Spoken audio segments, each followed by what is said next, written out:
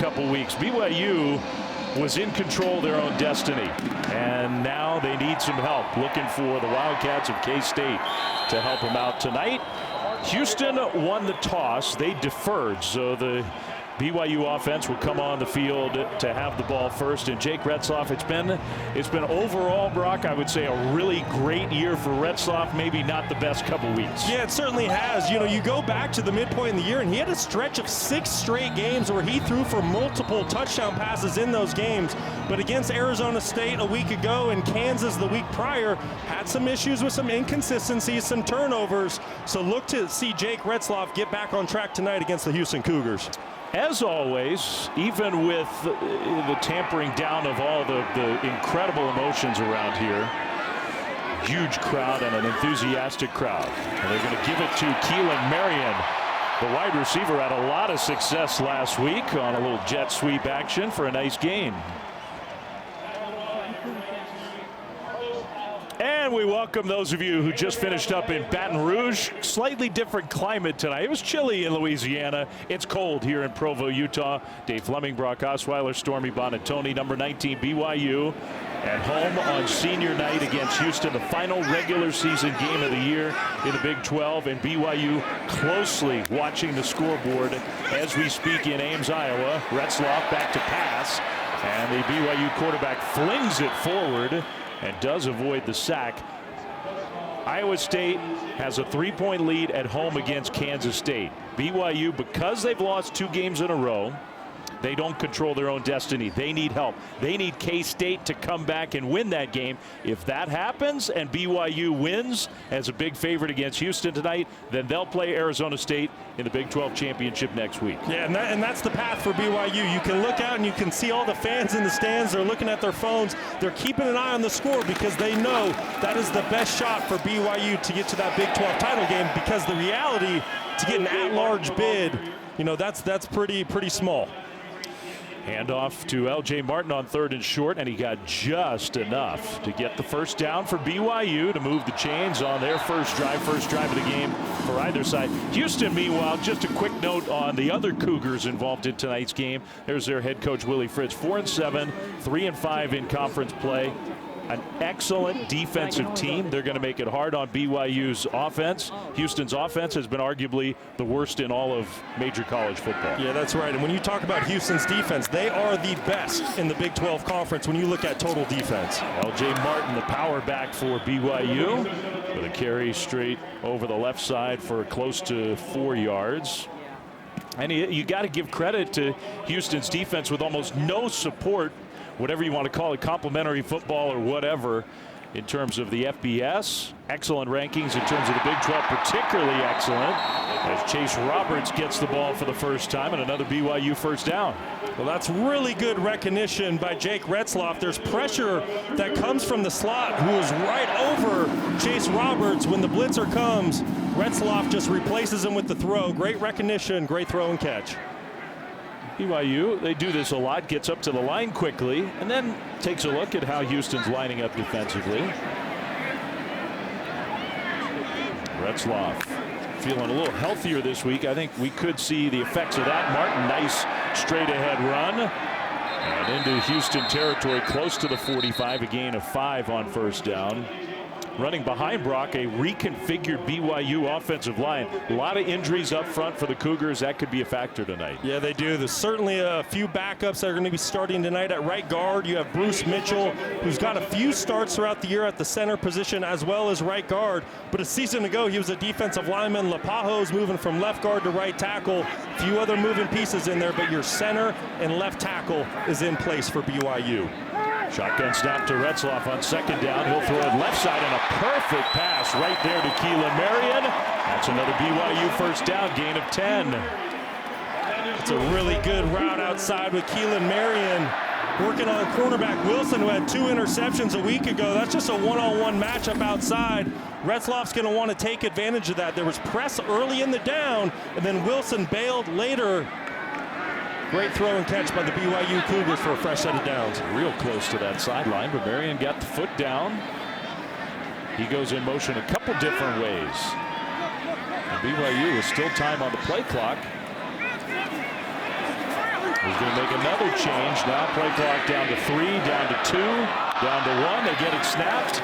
On 1st and 10, Retzloff across the middle, and Chase Roberts is there inside the 25, 14 more yards.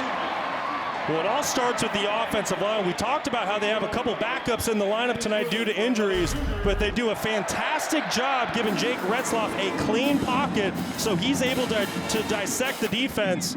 And Chase Roberts at 6'4", 210 pounds, unless you get hands on him at the line of scrimmage, he's going to get to that second level and make you pay. He has a great feel for the game, throttling down in zone coverage. Another great throw and catch early in the ball game. So far, so good for BYU. Very slow starting offensively these last few weeks. Trying to put some points on the board early here tonight. Retzloff on the move, and he's going to be chased down from behind and sacked. Pretty impressive pursuit there. Brandon Mack got to him, and that's a loss of 3. Well, that's a matchup we're going to keep an eye on all night. Brandon Mack going against Waylon Lepaho, who's used to playing left guard, but because of those injuries, is going to be forced to make his first career start at offensive tackle. And Brandon Mack, who transferred in from Ole Miss, has had a great season for this Houston defense, and he definitely can insert his presence on the edge. Martin alongside Retzloff, 2nd and 13 for BYU. Hand it off and then try to pitch it to Marion. The two teammates collided and the ball pops right to the Houston D lineman, Carlos Allen. Down the right sideline, inside the 20. It was Martin and Marion trying a little trick play. They ran into each other. The ball popped in the air. It came to Carlos Allen, and he rumbled 54 yards. Well, you got to give a lot of credit to the Houston defense and Carlos Allen to be there to take advantage of this opportunity. But these are the type of plays that have just plagued the BYU offense for weeks now. This is simply just a reverse. Poor job with the ball handling. Keelan Marion needs to be to the outside of L.J. Martin. Instead, they collide. And Allen, what a huge play for Houston early on in the ball game. It's a good point you make. I mean, it's really BYU has just done too much of that these last few weeks. So now their defense on the field for the first time after the turnover and the long return, and right away, Houston moved. It is loud at Lavelle Edwards Stadium. False start, number 58, offense, 5-yard penalty, first down. Well, that's Shamar Habdi-Lee, who also is a backup offensive lineman, playing because of Houston's injuries up front. Clock operator, please reset the game clock to 9 minutes and 48 seconds.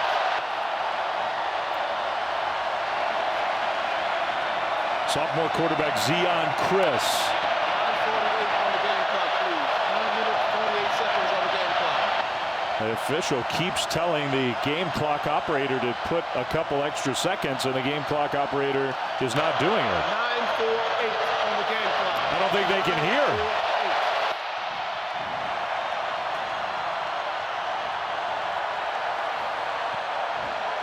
We still haven't made that adjustment.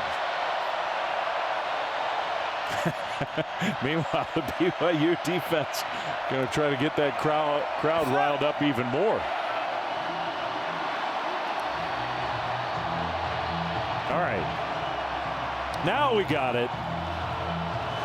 Big change this week. In fact, it was just on Tuesday that Willie Fritz announced that the offensive coordinator, Kevin Barbay, with 1 game to go, was relieved of his job. So you're looking at Sean Bell, the quarterback's coach. He's going to call the plays tonight for the first time. 1st and 15. First play from scrimmage for Houston, and it's a handoff straight ahead without a whole lot of running room for Rashawn Sanford. You know, Flem, we talked a little bit about the Houston offense earlier in this game and the struggles that they've faced throughout the season, scoring points, getting yards. But tonight against BYU, they're going to get the opportunity to see a lot of man coverage. And with man coverage, that can be very friendly to a young quarterback. Pick your best matchup, throw on time, throw with conviction, get the ball to your hand. Keep an eye on the perimeter to see if Houston can get into this rhythm early on in the game. You saw those points per game numbers for Houston. 13.5 points a game for a full season. They're going to try a trick play. And Manjack, the receiver's going to throw an interception. Tyler Batty on his senior day. Maybe the emotional leader of this whole team. A defensive lineman with a fumble return for Houston, and now a D lineman with an interception for BYU. Well, there's been some fireworks early on in this game. What a play by Tyler Batty. BYU ball when we come back.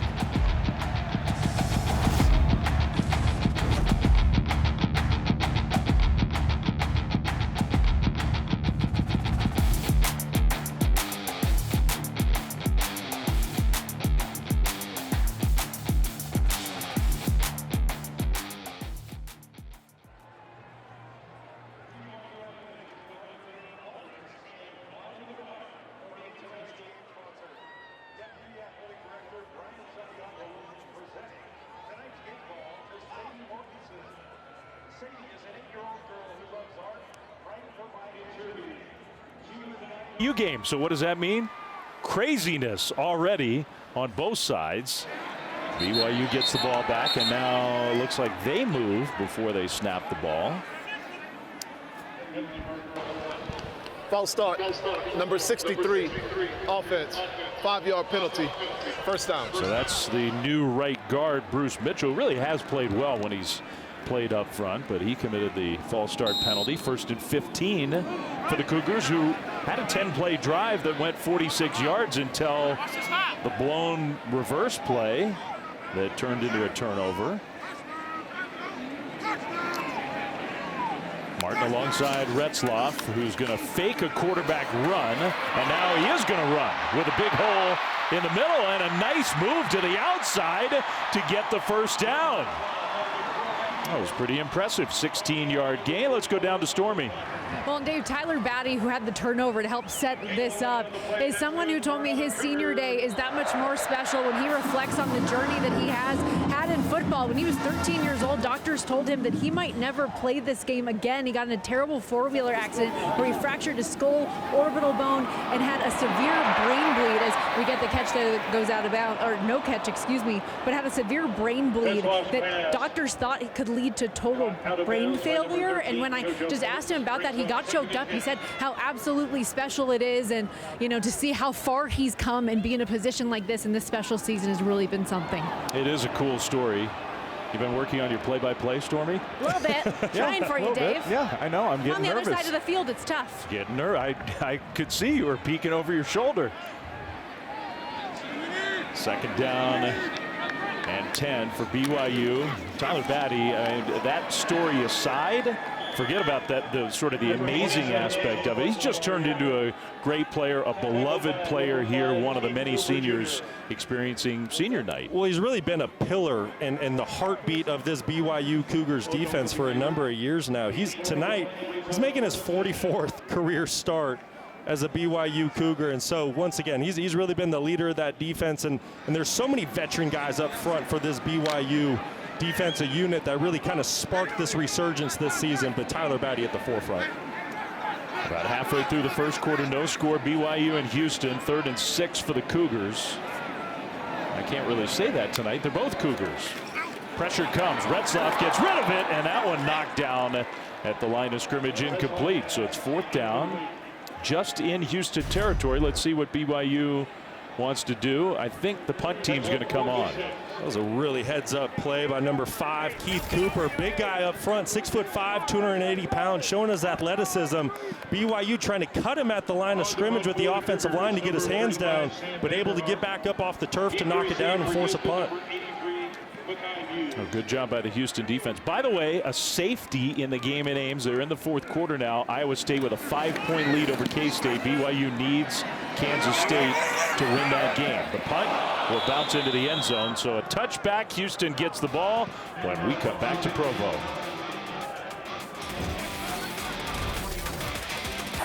BYU, a group of 15 or 20 core players who've been around this program for a long time, playing their final game tonight on this field. The defense out on the field for BYU. Houston's offense turned it over first time they had it. Chris is going to roll right and take off on first down, and he is dangerous out in the open field. He gets across the 25 and gains 8 yards. Yeah, that's definitely where he's most dangerous. When he gets out in the open field, he has elite track speed, arguably the fastest guy in the field. You see his numbers on the season, 4 touchdowns to 7 interceptions, but you see what he's done in the rushing game. 376 yards, 2 touchdowns.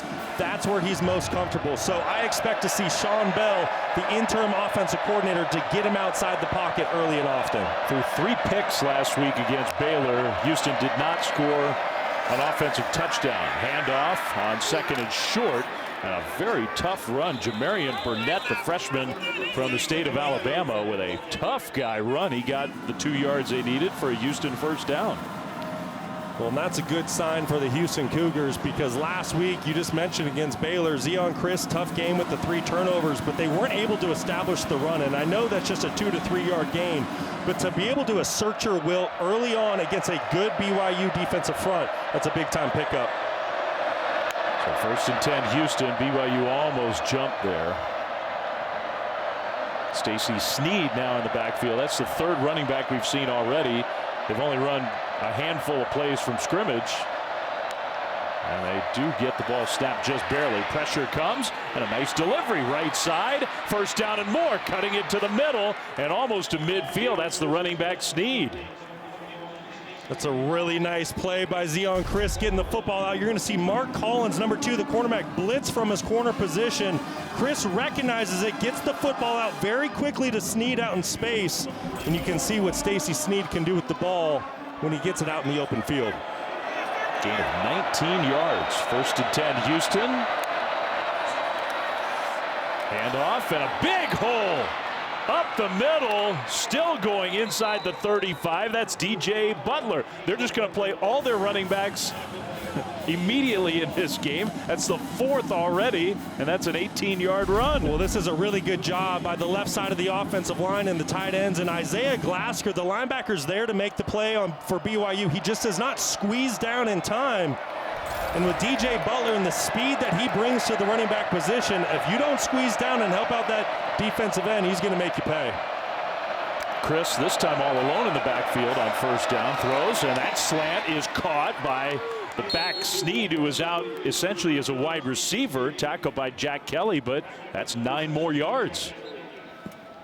Once again, great recognition by the quarterback, going to his man-to-man beater outside, going back to his running back Snead because he's being covered by a linebacker out in space. Chris runs it left side, gets the first down and plenty more. Inside the 20, down to about the 16-yard line. Boy, this Houston offense, they're really starting to catch some rhythm here early in this football game, and this is something Houston fans have not seen out of this offense in a couple weeks. And you mentioned it early, Sean Bell is now the offensive coordinator tonight, named to that position on Tuesday, and he said some things would be different. What I like that he's doing early is he's taking advantage of the man defense BYU likes to play. He's got a headset, he's got a walkie-talkie. He's got a smile on his face. I think he's sort of relishing the chance to call plays tonight. Under 4 minutes to go, first quarter. Houston on the move. Handoff, and this time just nowhere to go for Sanford. Very short gain on first down. This is the lowest scoring offense in all of FBS football, Houston. Yeah, they've really struggled putting points up on the board, and when they have been able to drive the field this season, they get down to the red zone and they just stall out. So this will be a very interesting part of the field to see if they can find a matchup that they like to take advantage of to find 6 points.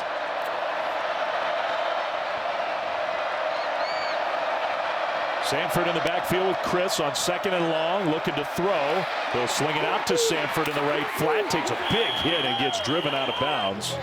You can tell the field, it's a beautiful field here usually in Provo, but I think with the cold it's a little slick. Yeah, I really like what Chris is doing right now. He's getting the football out of his hands very quickly to his playmakers in space, and then you see the big time tackle come up by Evan Johnson.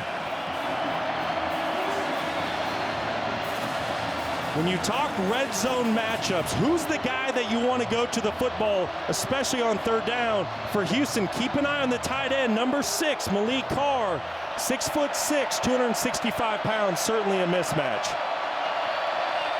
On third down, and 6. They're going to hand it off. And a bounce to the right side. That'll be enough for a first down. Well, I don't think BYU is expecting that. They handed it off to Sanford, and he gets enough to make it 1st and goal. What an impressive run by Sanford. Jack Kelly's in the hole, number 17, to make a play, but he hesitates. And as soon as he hesitates, the speed that Sanford plays with, he's going to capture that edge and pick up a first down. Very impressive drive by the Houston Cougars. BYU may be lucky they didn't get a penalty at the end of that play. Burnett, the freshman, back alongside Chris. 1st and goal, Houston. Chris is going to run it himself. Left side, touchdown. Touchdown, Houston. Well, that's one of the best drives that Houston's had all year. Yeah, and the BYU fans right now, they're in shock. You know, obviously they're keeping an eye on the score in Ames, and they know they need some help by Kansas State, but they can't believe the way their football team's playing. But you have to give a ton of credit to Houston. Getting the turnover early in the game. What an impressive drive. Zion Chris, very accurate with his throws, making quick decisions, and then getting some help from his running back room. It's quite the drive by Houston. 10 plays, 80 yards, 5.5 minutes. And they did it in a lot of different ways. The extra point is up and good. So Houston, it's been a tough year for the Cougars from Texas, but not on this drive. Excellent. And Chris finishes it off with a touchdown run. Before we go to break, we were headed for timeout, but there was a flag. In fact, 2 flags thrown on that point after try. While we have a second, K-State did hold Iowa State to a field goal in the red zone. The try was successful. After the try, unsportsmanlike conduct, number 13, BYU. The 15-yard penalty will be enforced on the kickoff. Timeout on the field. Not great in a lot of ways for BYU. It's an 8-point lead for Iowa State. With about 6 minutes to go in Ames, it's a 7-point lead for Houston here, 1st quarter in Provo.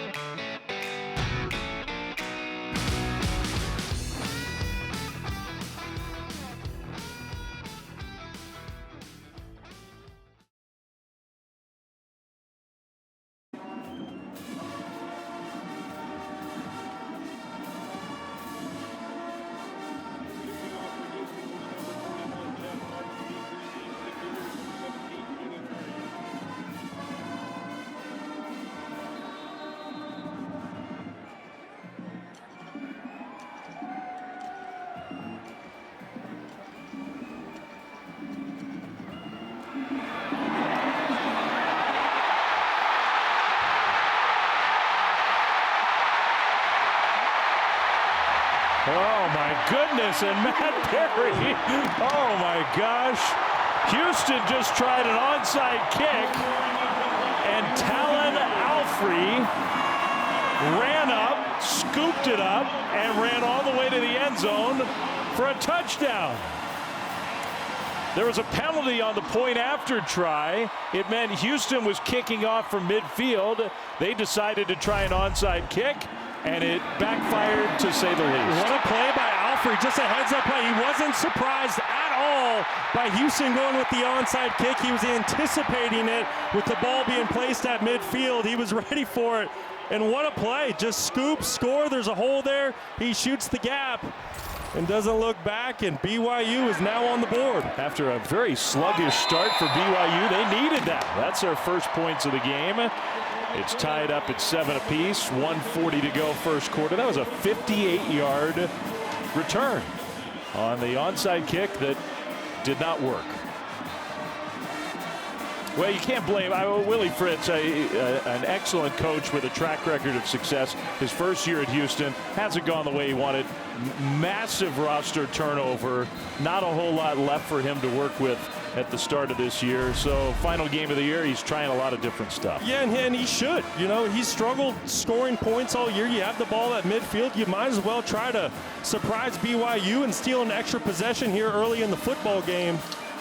But Alfrey's there to make the play, and like I said, what a heads-up play. But getting back to Willie Fritz, you know, for the Houston fan base, have patience, have time, because you mentioned it. Everywhere he's been, whether it was Tulane, whether it was FCS, the junior college ranks, he's won, and he's won big. So you look at what he's doing in the program right now. You look at the recruiting class that he's getting ready to sign next week. It's top 5 in the Big 12. And then you mentioned how good the defense has played all year. Willie Fritz and this Houston football team will be someone to keep an eye on next season and the years to come. A lot of work to do, but a guy with a track record of getting it done. Third kickoff return for a touchdown of the year for BYU. That was a little different than the other 2 from Keelan Marion. Now Houston will get it back, and they've got their own kick return coming outside the 30 from Mekhi Muse. Nice return out to the 31, maybe 32, where the Houston offense will get the ball back. After a really impressive drive, they had not scored an offensive touchdown, Brock. Houston hadn't since November 2nd. They'd gone 2 full games in a row coming into tonight without an offensive touchdown. Yeah, the struggles have certainly been documented and have been there the last month and really the entire season for this Houston offense. But what I'm seeing early on in this ball game between Zion Chris and his offensive coordinator, Sean Bell, they're on the same page. They're in rhythm. Chris making really good decisions with the football. I'm anxious to see how the BYU defense responds to try to break up that rhythm. 2 backs in the backfield. One of them, Sneed, motions, and they're going to sling it out to Sneed running left, and he'll get tackled at about the 35 by Tyler Batty, who we've told his story. Already has an interception in this game, gain of 3. Yeah, that was a great play by Batty, leaving his defensive end position to chase down the ball carrier out in space. But you see the game plan for Houston. They're going to get the football out of Chris's hand very quickly. They don't want this BYU defensive line to be able to get started. They're running the football efficiently. And off straight ahead. A couple broken tackles. Good run from Rashawn Sanford, and I think he was stopped about a yard short of a first down. It's a really impressive run by Sanford. Big time contact in between the tackles, and he's not the biggest guy, just listed at 185 pounds, but ran through the arm tackle, was able to get out to the perimeter to bring up the 3rd and short scenario. There's the interim offensive coordinator, the play caller for the first time tonight, Sean Bell, with Burnett the tailback, 3rd and 1. Chris will run it himself, get the first down. He is a very talented runner at that quarterback spot. I'm just so impressed with this from close to midfield. Zion Chris, their quarterback, who's really playing well so far. Another bounce off a would-be tackler. This time Jamarian Burnett, the freshman tailback. BYU's not tackled all that well so far in this game. No, and Burnett, I mean, he's a big back, 220 pounds. He's a load. So when he gets going downhill, you're going to have to wrap up and run your feet to bring him to the ground. It's a very impressive run to make this second manageable. This running game for the Houston Cougars early on, very impressive. And you have to remember, BYU coming into the game, this is one of the top defenses in the Big 12. 4 backs have already been involved for Houston. 2nd down and 3 for the Cougars into BYU territory. Play fake, Chris, and then a little shoulder fake. Going deep left side, wide open! And the pass is caught on the sideline by Stephon Johnson, who almost looked like he was stumbling and losing his balance, but he secured the ball, went out of bounds, a gain of 40. Just a fantastic route by Johnson. A double move, gets the corner to bite. And now quick tempo handoff on 1st down. Houston down to the 2. Want to go back to that last explosive gain. You're going to see Johnson working on Mark Collins, and Collins takes the bait on the little stutter step on the stutter go route. Just perfectly set up by Stephon Johnson. He showed patience, and that's what gets the cornerback to bite up. Great throw and catch and perfect execution. And very close to a drop from Johnson, but he hung on to the ball. So now to be 2nd and goal. By the way, this is the 17th straight play from scrimmage for Houston's offense, because BYU had the kick return for a touchdown. They've been on the field for a long stretch of time. 2nd and goal. Chris, quarterback run. Chris ran into a wall. Lost a yard, it looked like. Blake Mangelson and company were there. 3rd and goal. It was a really nice play by Mangelson, just shooting the gap, getting into the backfield for no gain. Blake Mangelson, another senior for this BYU defense, who's just had a spectacular season, an even better career, and really been a heartbeat to this defense all season long.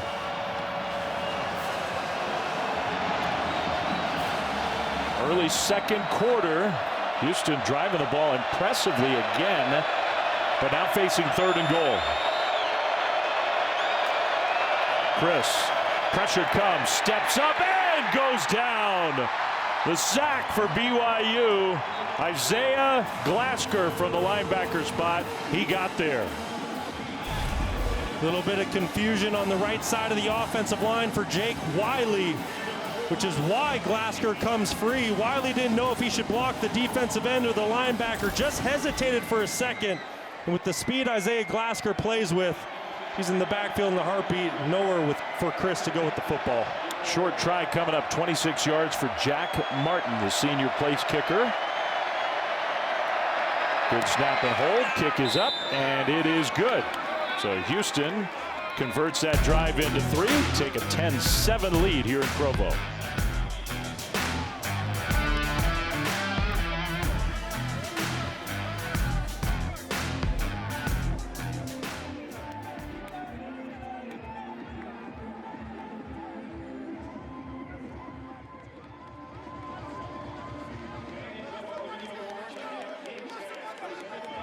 Let's take a look at the Now What moments brought to you by Prudential. If you're just tuning in, it's a 10-7 game. You're thinking probably kind of a normal game so far. No. A botched play by BYU. Long fumble recovery returned by a Houston D lineman. Then Tyler Batty, the BYU defensive lineman, a couple plays later with an interception of his own. Then a attempt at an onside kick by Houston did not take BYU by surprise.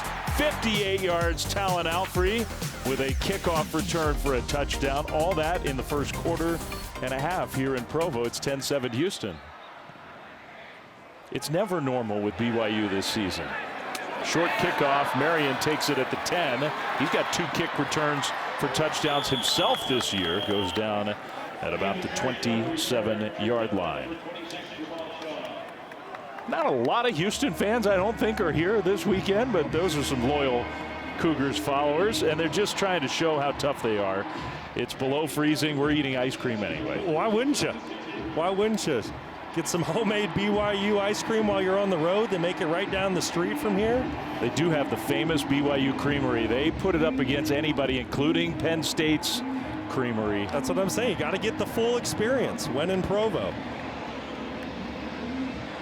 Or just a giant bowl of nachos. LJ Martin, or whatever that was. Retzloff, play fake across the middle, and a nice catch. Contested catch with a penalty flag thrown. Keelan Marion hangs on to the ball. Jeremiah Wilson, who's had a really good year at corner with the coverage. I think they're going to call the penalty against Houston, but BYU will take the catch.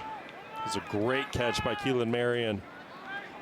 Defensive back draped all over him, strong hands. Prior to the pass, holding number 20 defense. The penalty is declined. The result of the play is a 1st down. That's going to be a fun matchup to watch as this game moves along tonight. Jeremiah Wilson, 2 interceptions a week ago. 1 went for a pick 6. He's really had a fantastic season for Houston. And early on, he's been matched up with Marion. Early on, Marion's got the best of him. 1st down BYU. Jet sweep. Keelan Marion. Marion gets around to the corner and gets to midfield. Keith Cooper made the tackle from his defensive end position. A gain of 8. We do have some news from Ames. It was a back and forth game, but ultimately Iowa State has finished off Kansas State 29-21. The final score. Iowa State will go to the Big 12 championship next weekend. Kalani Sitake's team will not play for that Big 12 title. They needed help after losing 2 games in a row coming into tonight, and they got no help from either Arizona or Kansas State. So it's Iowa State, ASU in the Big 12 championship. Option play. Retzloff took a hit. Martin takes the pitch into Houston territory with a good run of 12 yards. That was a really good job by LJ Martin to secure that football on the speed sweep. This has been a play that BYU has relied a lot on this season, having a lot of success with the speed option. So I should, there are so many permutations that I should not have said it the way that I said it. BYU is eliminated. If Houston wins this game, though, Colorado will go to the Big 12 championship. So if you're looking for intrigue on this game, BYU's championship hopes have already been dashed, but Colorado's hopes are very much alive. And Houston, I mean, big underdogs, had been 3 weeks since they'd scored an offensive touchdown. They've outplayed BYU so far. Oh, no, they really have. Their defense has done a good job. Bit of a bend but not break early on in the football game, but offensively, an offensive unit that could get nothing going a week ago in most of the season, coming out playing really good football early on. This time Parker Kingston, what a nice turn upfield by him, showing off his speed. Hit that hole beautifully. Got knocked out of bounds, but not before he got 20 yards. This has really been one of the most consistent plays for BYU all season long. It's getting the football to the perimeter on these speed sweeps with Parker Kingston and Keelan Marion. They have just such great football savvy and speed. If they can capture that perimeter, you see what they're able to do out in space. And that time it was Parker Kingston. You and I were here when Kansas State was in town early in the season, and Parker Kingston had one of the most electrifying punt returns you'll ever see for a touchdown in that big BYU win. Sione Moa along with Martin. It'll be Moa as a blocker, Martin as a ball carrier inside the 10 down to the 6. And this is the BYU identity that they want to play with. They want to be a run-first football team, and that's something going back to their 2 losses against Arizona State and Kansas, they weren't able to do. Kansas and Arizona State both took away the run game. They controlled the line of scrimmage. So if you're a BYU fan, to see that offensive line slowly start to take over and have some success this drive, that's a really good sign for the Cougars. There's Aaron Roderick. He's had a good year as the coordinator of this BYU offense. Second down and short inside the 10. They can get a first down at about the 4. Retzloff will hand it to Moa. Big hole, left side, touchdown. A little misdirection there from BYU, and it worked beautifully.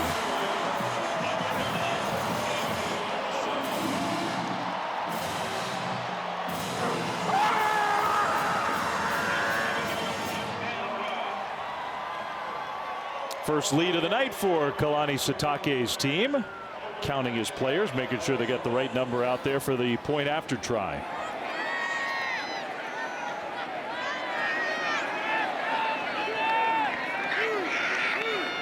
Will Farron, who's had a great year as the BYU place kicker. Extra point up and good. A moment that'll never be forgotten in BYU history. His game-winning field goal up the road in Salt Lake City. Nice play here. I want you to see the misdirection that Aaron Roderick sets up, and that's what allows the running back Moa out the backside. Watch the defense flow with the misdirection between LJ Martin and Paulo. Great job by the offensive line. BYU strikes.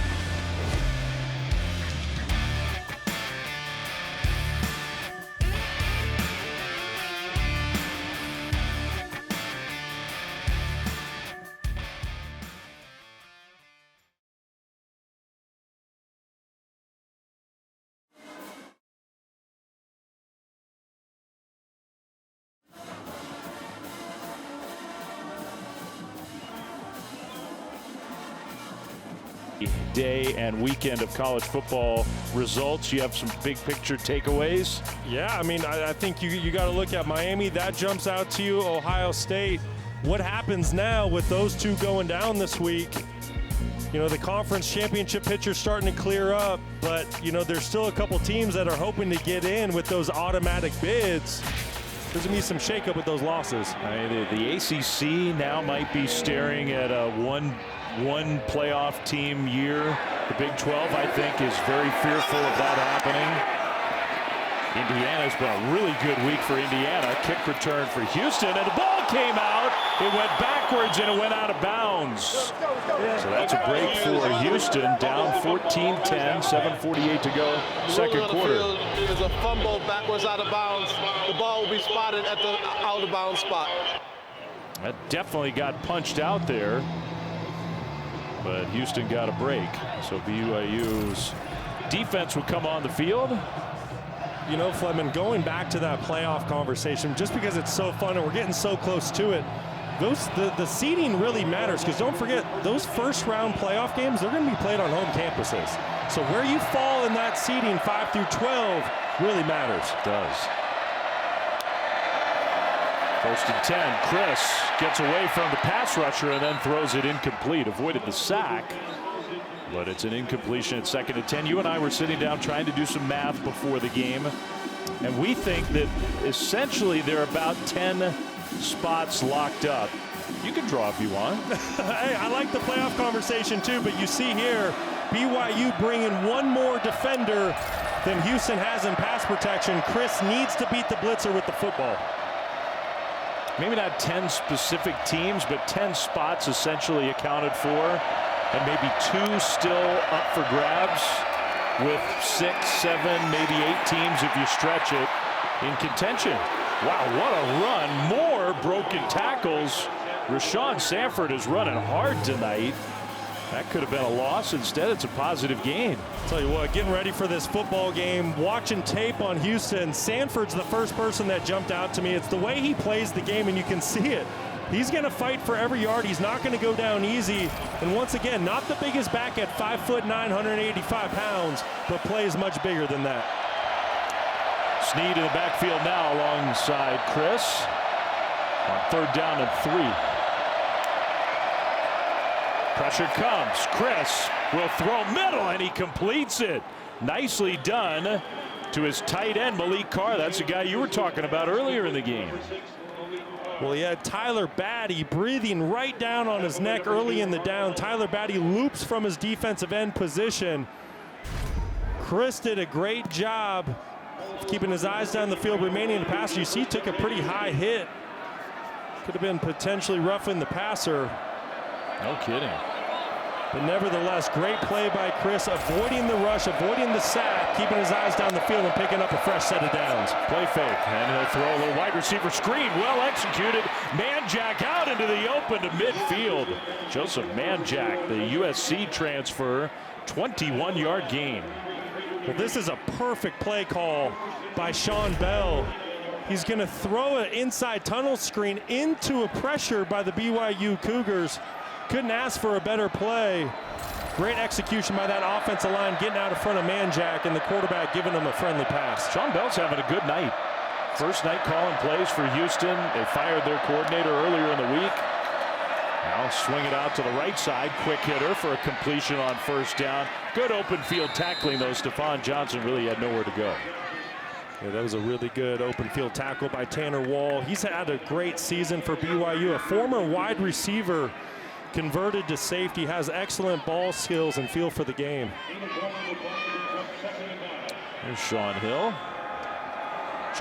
rather, the former Baylor quarterback. Had a really good career at Baylor, was part of their coaching staff for many years. In Houston as a QB coach, and calling plays tonight for the first time. Chris, after the play fake, keeps it and just could not get to the corner. Great pursuit from Jack Kelly. Jack Kelly not fooled at all with the zone read concept. He read the keys right. He kept his eyes on Chris. Talk about somebody else who's had an all-conference-esque type season. And that's Jack Kelly. He's been making plays all across the field all season long for BYU.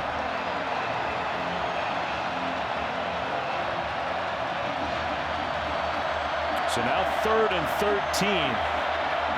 Not a good 3rd down team, Houston, for most of the year. Not a good offensive team at all, but playing well so far tonight. Tough situation here. Another screen knocked in the air. Wow, great play by John Nelson. Chris needs some help getting up. It'll be 4th down. Yeah, Chris took a big hit by Tyler Batty before he was able to get the pass off. Just trying to work another inside tunnel screen to Muse. But John Nelson, big number 94, does a fantastic job reading the quarterback's eyes, getting a hand up to deflect the pass and force a punt. I think that had a chance. If he didn't get a hand on that, that had a chance to work. Instead, the punt coming. Kingston back to receive. Liam Doherty. Lefty punter trying to angle that one toward the corner. Kingston will call fair catch inside the 5. Usually that's a no-no. Not great field position for the BYU offense.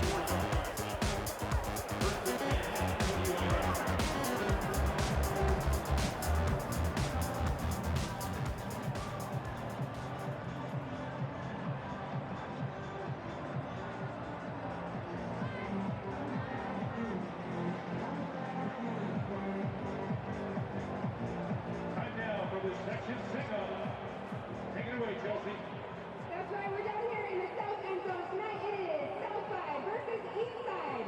So you guys know the drill by this point. We're going to play a song and we're going to cut the music. You got to sing your hearts out, finish the lyrics.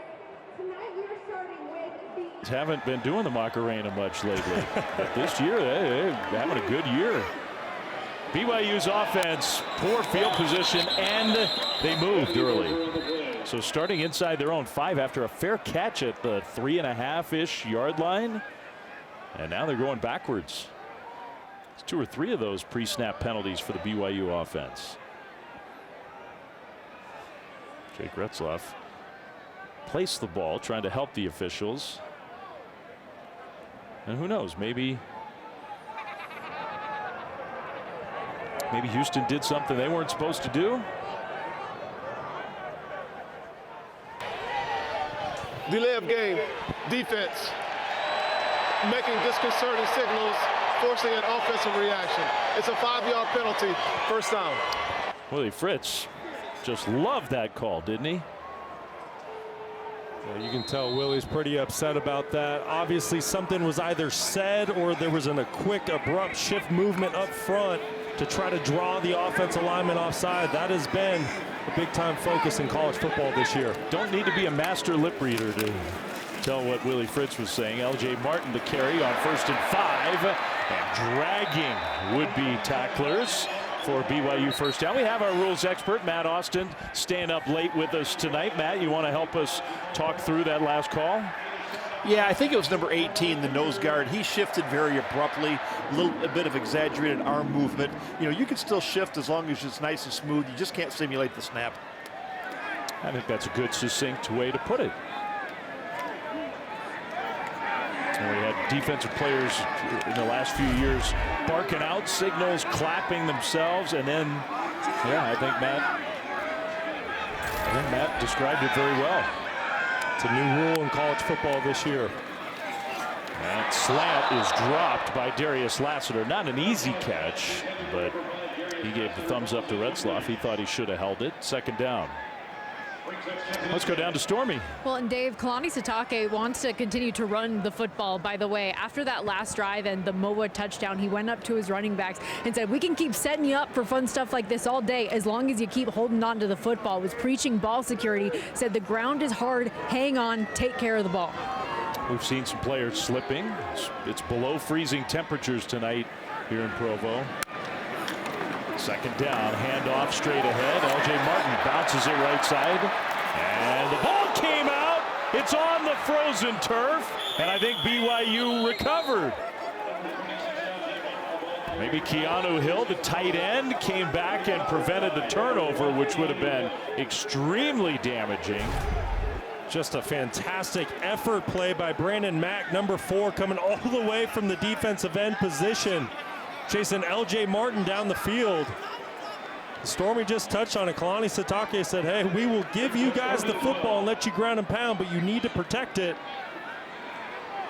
That's been an issue for BYU the last couple weeks. Turnovers in critical situations. So now Martin out and Moe in. That can't make the head coach happy. 3rd and 12 from deep in their own territory Final 3 minutes of the first half. Retzloff takes off with some blockers ahead. Retzloff took a hit as he tried to get the first down. It's close, but I don't believe that he got there.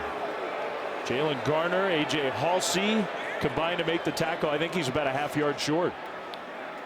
I think you're right, Flem. Aaron Roderick, just a designed quarterback draw. Moa leading the way. Mocassini, 51. It's really close to the line to gain. It was hard to tell whether that would count as a slide or not. It was kind of a half and half. This is the 2-minute timeout.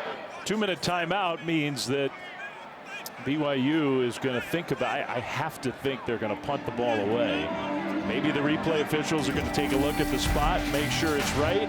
We thought they got the spot correct, and BYU's just a little bit short.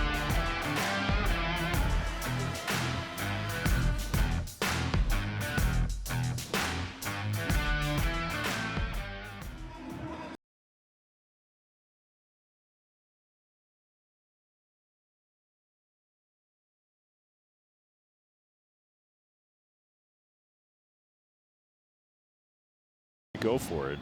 I don't know. No.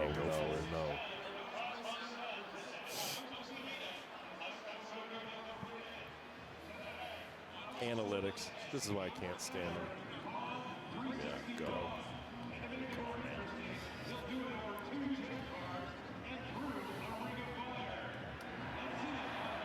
Well, we got ourselves a game.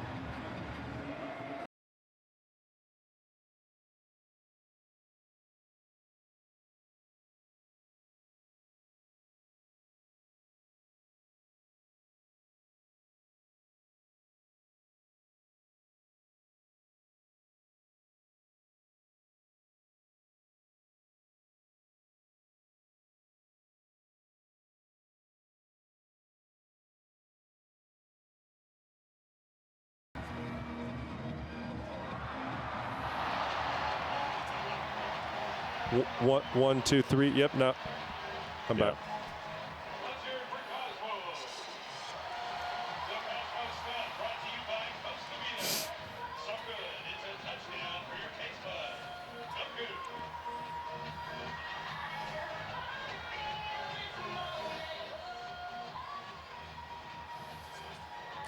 Houston came to play. This is impressive. They did. This is really impressive. Good God. Landed on the roof. At least the goalkeeper wasn't moving this week.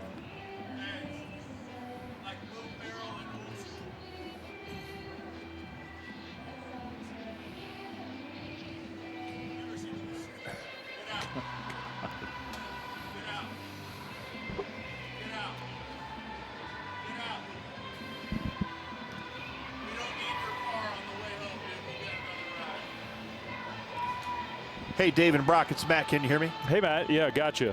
Hey, one thing on the slide, the quarterback slide, it's kind of a double-edged sword. When a quarterback, if it's a crappy or a late slide, he's going to be considered down as soon as his hips drop. But if he's too late, he's going to lose some of the protection he normally gets. So it's like a double negative. Exactly. Okay. Yeah, that's good to know.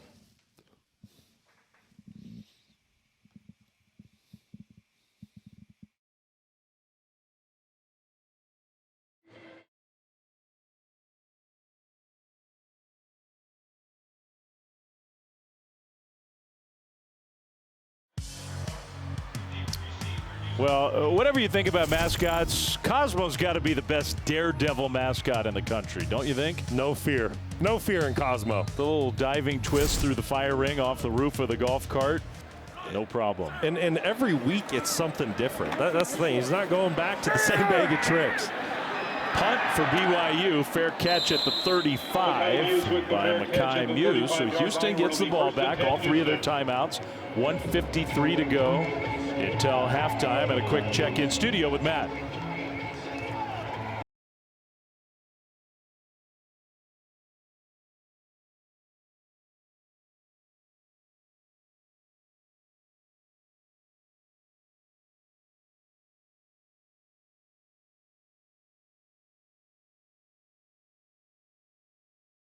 Marbury one bit for being excited about how his Sun Devils are playing.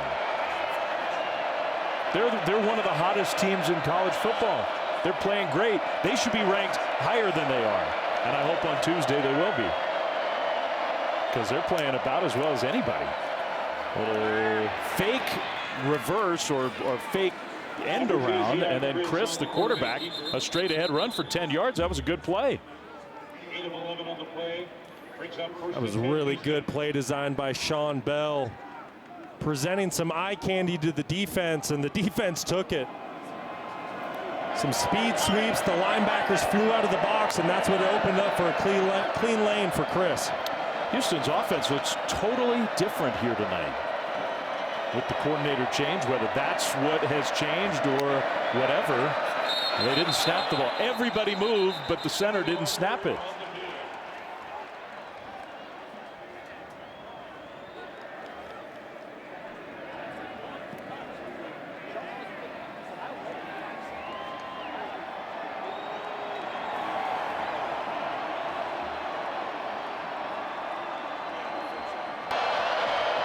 False start.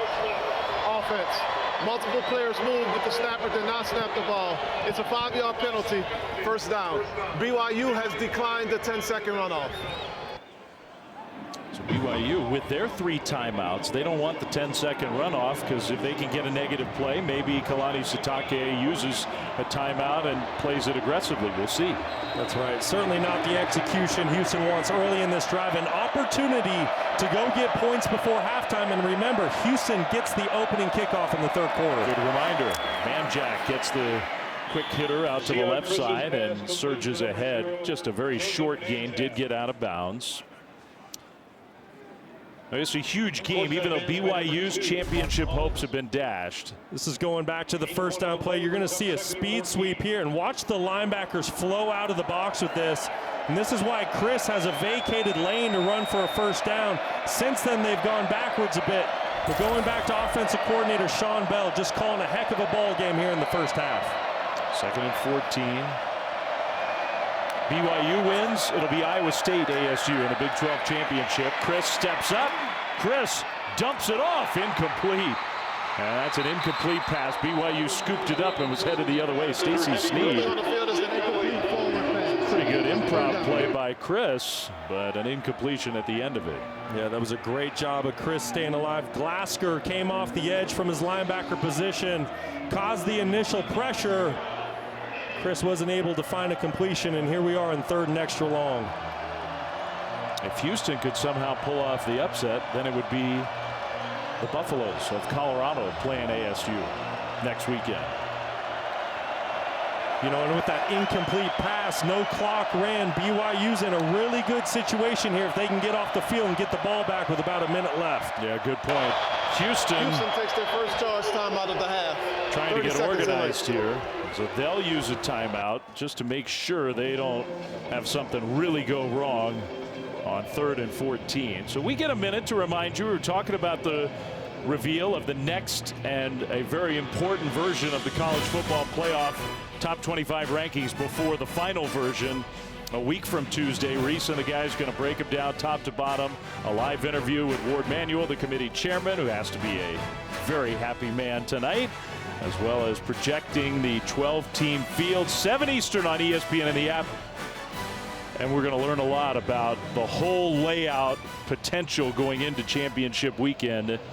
As far as this game is concerned, BYU eliminated. If they win, it'll be Iowa State playing Arizona State. The Sun Devils have locked up their spot. If Houston wins tonight, and it would be a big upset, then it's Colorado and Shadur Sanders and Travis Hunter. And if we see that Colorado Sun Devil matchup that so many people are talking about, you want to talk about some fireworks. Ooh. 2 of the hottest teams in college football right now. No kidding. And that's not to take away from Iowa State. They got their 10th win. Congratulations to them. Even out of the timeout, Houston looking a little disorganized. On 3rd and long, they'll hand the ball off. Left side run, now cutting it back middle. And a good hit by Batty to get the ball carrier on the ground. Now BYU uses a timeout. BYU takes their first charge timeout of the half. 30 seconds in late. It'll be 4th down. Houston's going to punt the ball back to BYU, and they'll have some time to work with. Yeah, certainly. Great job by that BYU defense. Jack Kelly, linebacker, playing with his hair on fire. Tyler Batty rallying to the tackle. Great job of getting off the field and getting the ball back to their offense. There's plenty of time to operate. You look at it, there's still 2 timeouts. This is a big opportunity for BYU to give themselves some cushion going into halftime. There's Jay Hill, the defensive coordinator for BYU, who's done an excellent job this year. Had a health scare at the beginning of the year and somehow has coached through a heart attack before the season opener. And they've had a really good season defensively. Jay is rumored to be one of the finalists for the Utah State head coaching job. And supposedly Utah State's going to make a decision in the next week or so. Kalani Sitake doing everything he can to keep his defensive coordinator and friend here in Provo. You mentioned just done a phenomenal job. This is a defense that leads the Big 12 in forced turnovers this season. Doherty pinned BYU deep last time. Kingston signals fair catch. This time he lets it go, and it's into the end zone. Just barely, almost a perfect punt, and that's huge. The difference of just a few inches and Houston's inability to grab the ball before it broke the plane. And BYU's going to get 20 yards of cushion. That's just a gigantic missed opportunity. As an offense, I can tell you it is so difficult when you are backed up inside that 1 yard line. There's not a lot of play calls on the call sheet, especially in the throw game. Missed opportunity by Houston. By the way, this season All-State celebrates every field goal and extra point made by participating universities by making a donation to the university's General Scholarship Fund. Thank you, All-State. BYU, speaking of, has a very good, reliable long-distance field goal kicker in Will Farron. So the Cougars are thinking just get the ball even close to midfield, and then you're thinking about field goal range with one more first down or so. L.J. Martin in the backfield. Retzloff back to pass. Is going to dump it to Martin, who will head to the sidelines and duck out of bounds. We'll see where they spot him. Maybe a little short. Yeah, about a yard short. But out of bounds to stop the clock. That was really good recognition by Retzloff. Nowhere to go with the football down the field. Houston elects to play a very soft zone defense. They wanted to keep the offense in front of them. The only thing available was the check down. Good job checking it down to L.J. Martin and getting some positive yards to start the 2-minute drive.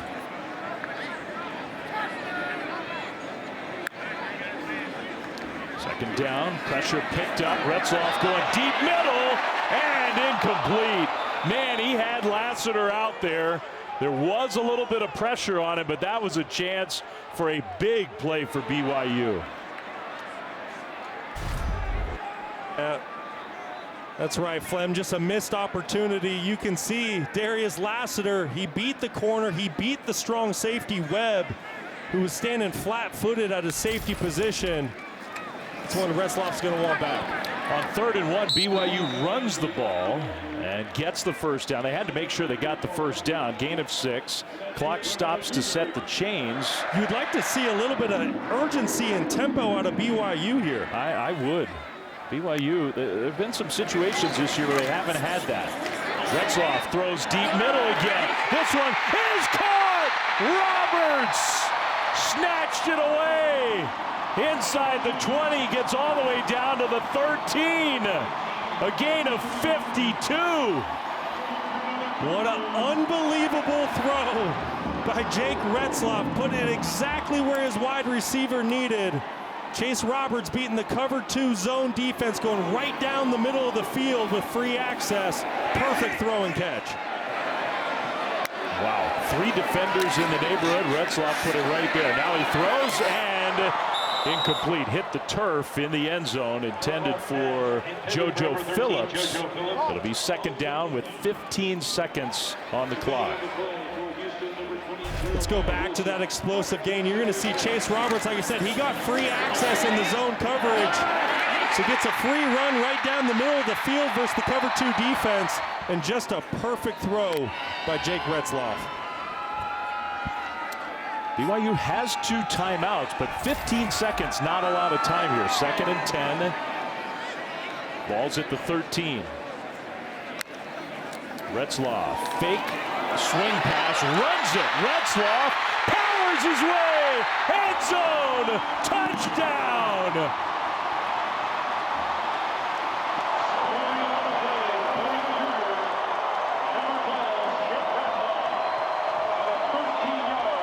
Now that was a great call and a great run by Jake Retzloff.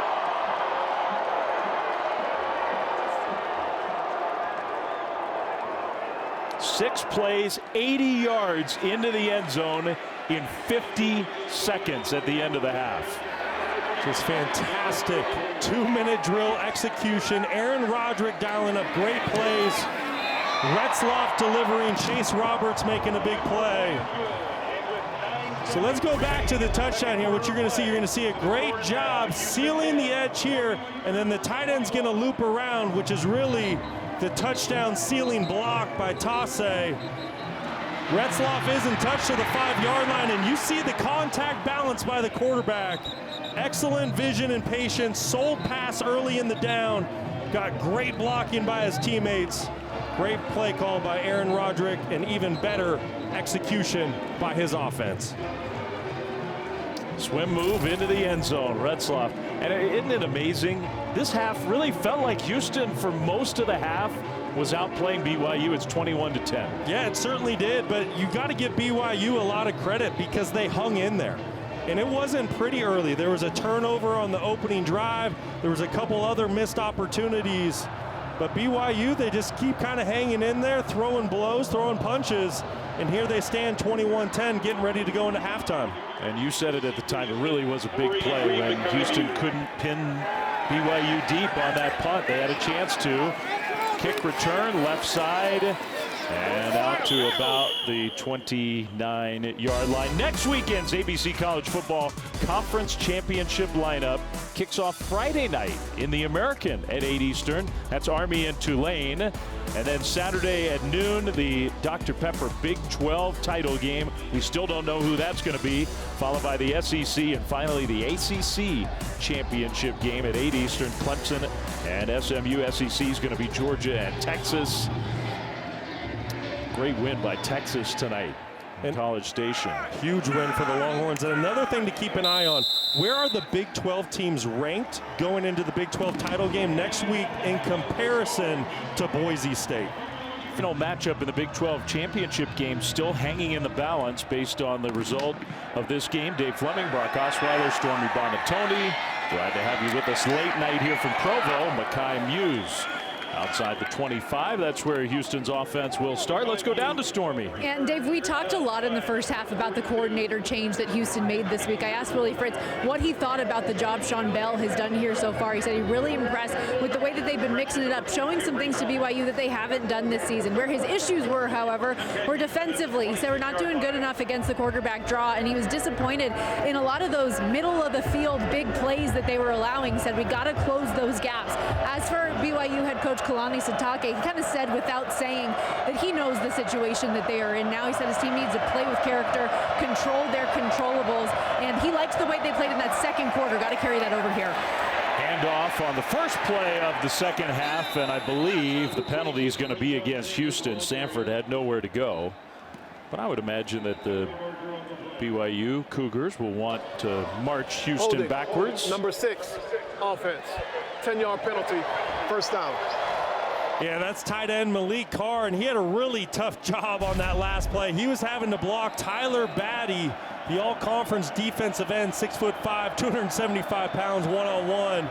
You see the jersey get tugged, easy call for the officials. Tyler Batty, he's had a great year. He's had a great career. He's having a heck of a senior night. He's been everywhere. Interception in the first half, making plays. So 1st and 20, Houston. Chris, little double fake, and then found his receiver. That's Devin Williams. His first catch of the night. Crew Wakely with the tackle. It was a really heads-up play by Chris. Defensive back was trying to blow up the quick screen. that Houston was trying to get off, but Chris recognized it. Otherwise, he was probably going to throw an interception. That's why you saw the pump fake, and he was able to find a completion to Williams. It's funny, isn't it? We asked Houston's coaches about Zion Chris this week, because you look at his numbers for the year, 4 touchdowns, 7 interceptions, just not all that impressive. And they, to a person, said, yeah, we think he can be our guy. We're really high on him. Spin around move, and then a broken tackle or 2 from Stephon Johnson across the 30 out to the 34, gain of 9. It's a great job by Johnson making a couple defenders miss.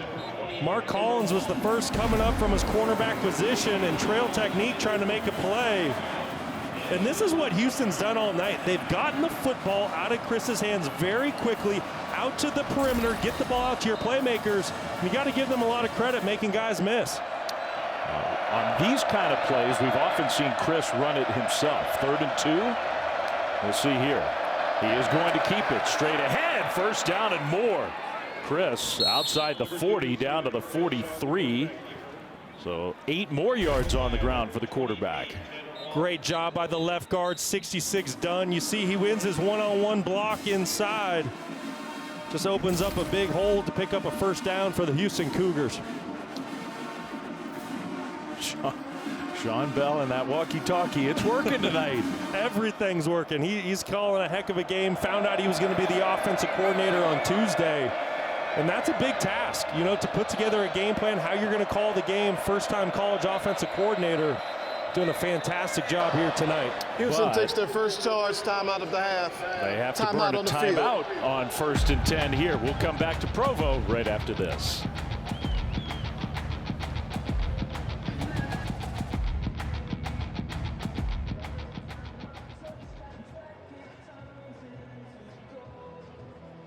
Switcher. How about me?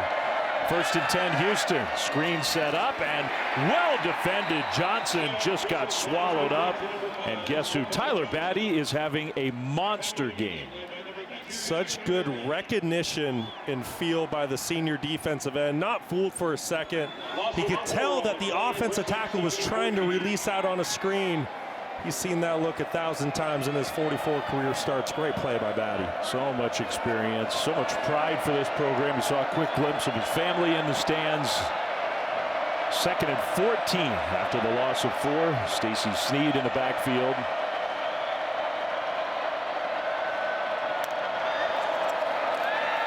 Pressure picked up. Chris, though, backpedaling and throws an interception. Jack Kelly, the linebacker, picks him off. Forward is an interception. First down, BYU. And that's exactly what Houston was trying to avoid. Chris, 3 interceptions a week ago. Give a lot of credit to the BYU front. Getting Chris off of his spot. There was pressure up the middle. And when you're sliding backwards and left, throwing back across your body is never going to work out in your favor. Jack Kelly there to make the play, make the quarterback pay. And you and I have seen a lot of Jack Kelly this year. I know you really like him and think he's got a chance to play in the NFL. No question. And he plays outside linebacker here in this BYU scheme, but with the size and speed that he has and natural feel for the game, there's a great chance he plays middle linebacker on Sundays. But nevertheless, just a great player for the BYU Cougars. And it's all smiles right now on the sideline. So Houston, they led 7-0. They led 10-7. You sort of sense after that turnover, maybe things starting to slip away. L.J. Martin with a good run over the right side, inside the 35, down to the 34. 8-yard gain on first down. You know, in BYU, you talk about the situation in the game. They've done such a good job playing complementary football tonight. Offense playing off of the defense, vice versa, getting a play on special teams, a touchdown on a kickoff return.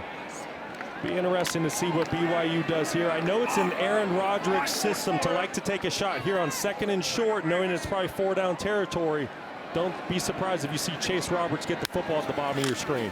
They will instead just hand it off, and a cutback run by Martin, who gets the first down. but not a whole lot more inside the 30. And you made the point. There's Aaron Roderick. You know, look, what's at stake tonight after Iowa State's win? BYU cannot play for the Big 12 championship, but we still don't know who's going to be Arizona State's opponent. The outcome of this game matters in that regard. And you said it. BYU can get their 10th win. If they're really impressive, you consider all the chaos of the last couple weeks. Who knows? BYU, they have a road win at SMU. They pounded Kansas State. They have some good wins on their resume. Maybe they can make a last-minute argument as a 2-loss team, even if they don't play in the Big 12 title game, to be included. Maybe so. Well, and that's a great point. Currently, they're ranked 19th. If they're going to get an at-large spot, they're going to have to get inside that top 12. You know, it'll be interesting to see where the committee ranks some of these teams after losses this week. Miami, Ohio State, other teams out there. But you said it, Flem. BYU, they have some really quality wins. And if you look at their 2 losses, it's to a Kansas team and an Arizona State team who are arguably 2 of the hottest teams in all of college football when BYU had to face them. So just to make the point that it's not like BYU now is playing for nothing tonight. 1st and 10, Cougars. Play fake, Retzloff down the right sideline and a catch! What a catch by Keelan Marion. He had to know a defender was coming for him. Great concentration, 1st down, gain of 17. Such great play design. Keelan Marion was lined up at running back in the backfield. The receivers ran out all the defenders. Nobody was left for Marion. Great play design by Aaron Roderick. Great throw and catch. He's had some big plays down the stretch here for BYU. Keelan Marion has. So it's not quite 1st and goal, BYU. Martin gets the ball. Trying to turn that corner. Does. Inside the 5. Put a hit on the defender, A.J. Halsey. 7 more yards on the ground. Yeah, and this is a good sign for the BYU offense. They've really struggled running the football the last couple weeks. Last week on the road against Arizona State, they were sub 100 yards total for the entirety of the game. And tonight, they're already sitting at 145 rushing yards. Retzloff's had his hand in that. Moa, Martin. It's been very impressive by the offensive line. Against statistically the best defense in the Big 12 this year, Houston. Moa and Marion in the backfield. And it's going to be Retzloff who keeps it. Retzloff stacked up and trying to get some help from his teammates. Never went down. Jake Retzloff is a tough kid. Michael Batten led the way. It'll be 3rd and short.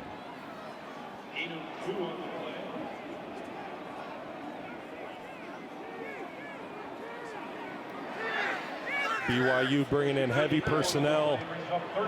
Ray Paulo, 42, kind of a fullback, H-back guy. Tossa coming on the field.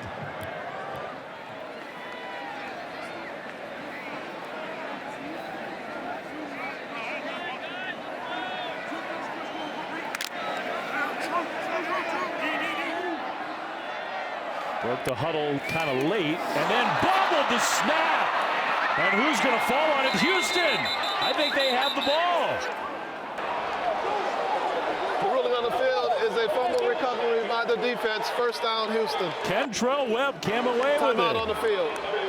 Amazing. What an unbelievably critical mistake by the BYU Cougars. Connor Pay put the football for Retzloff to grab it. Houston ball when we come back.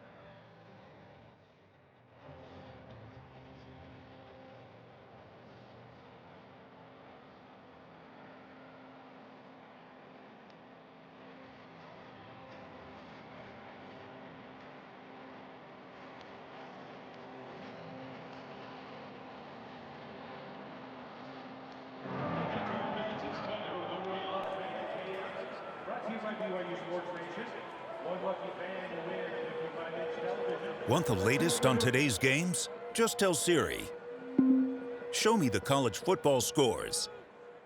It looks like it is the And the ball. Then you had the great game up in the dome between Syracuse and Miami. Miami was up 21-0 and lost that game, and probably cost themselves a chance to be in the playoff, which will really sting because this is their year with Cam Ward. No doubt. No doubt. And now they're not playing, like you said, in the ACC title. Do they get an at-large berth? It's going to be tough. I mean, they are still in the mix. They are. When you do the math and really look at it, it might come down to, say, Miami against a 3-loss SEC team for the final spot, maybe. That's a good argument. 2nd and 9 after the BYU turnover, about to go in and score. Houston will run the ball ineffectively. Batty wrestles the ball carrier Sanford. It'll be 3rd and long. Boy, Batty, Nelson, Mangelson, all those guys on the inside, just nowhere to go for the Houston Cougars with that football. This defensive line is really starting to show up for BYU. 2 really sloppy turnovers for BYU in this game, and that last one just a drop snap where they were looking like they were going to be up 28-10 and on their way. Maybe keeping Colorado's hopes of playing for the Big 12 championship alive. Keep an eye on Tyler Batty.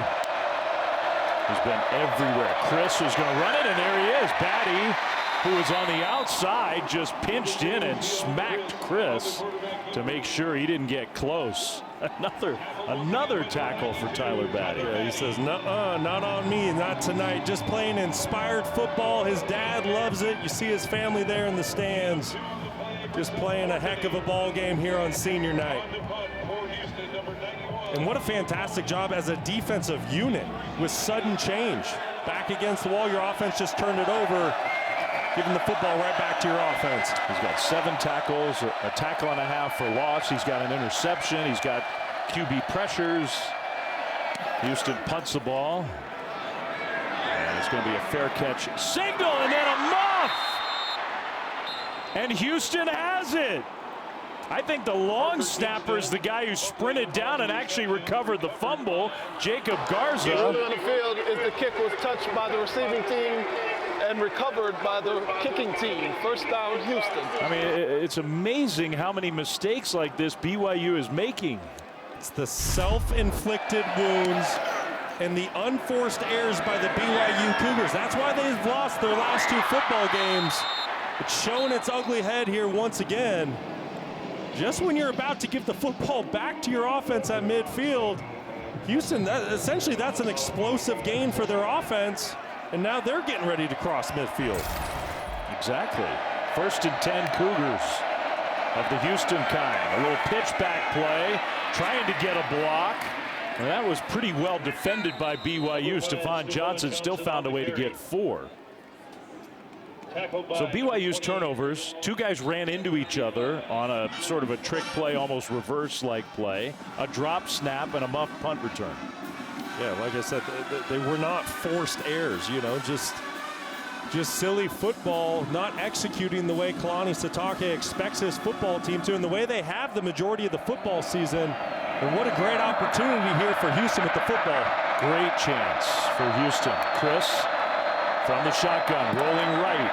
He's going to throw deep down the right sideline, and a leaping attempt. And I think Devin Williams actually caught it, but he's out of bounds. What an effort by Williams. Fantastic effort, and he really won the one-on-one matchup outside with Bamba. He had him beat.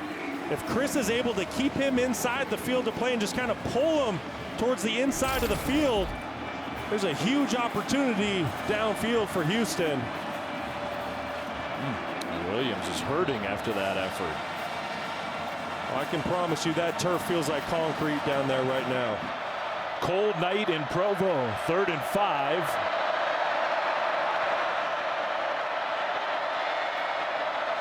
Play clock winding all the way down, and man, it's another one of those situations. We see it so much now with substitutions and the officials. Houston takes their 1st charge timeout of the half.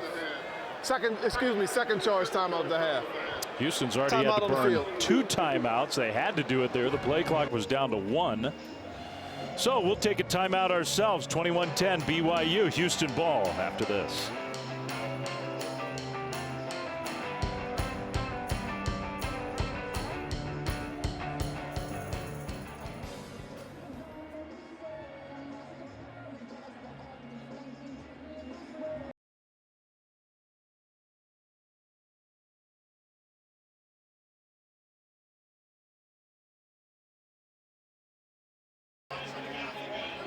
So as long as he starts to head onto the field, that counts. I would love Matt to chime in. That's the way I read it in the rule book, but that's not how the officials have been doing it. Yeah, I didn't catch the. Thank you for that. That's super helpful. Thank you. And BYU, this is the 4th time I've had them, and they're at Utah. Utah was doing it very well too. BYU substitute, Utah would just dog the guy coming in, take his time going back out. Exactly. And I'm going crazy. But if the referee just releases the center judge, then the guy sprints off. It's amazing how fast they can move when they have to. Of course. No. I don't think we're going to have time to talk it out the way we would need to. Yeah, no.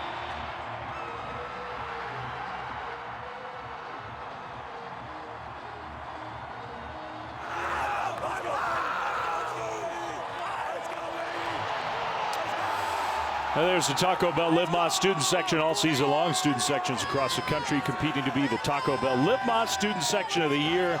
Download the Taco Bell app to learn more. It is a spirited student section in Provo. BYU looking for its 10th win, making some mistakes though, keeping Houston in this game. Out of the timeout, 3rd and 5.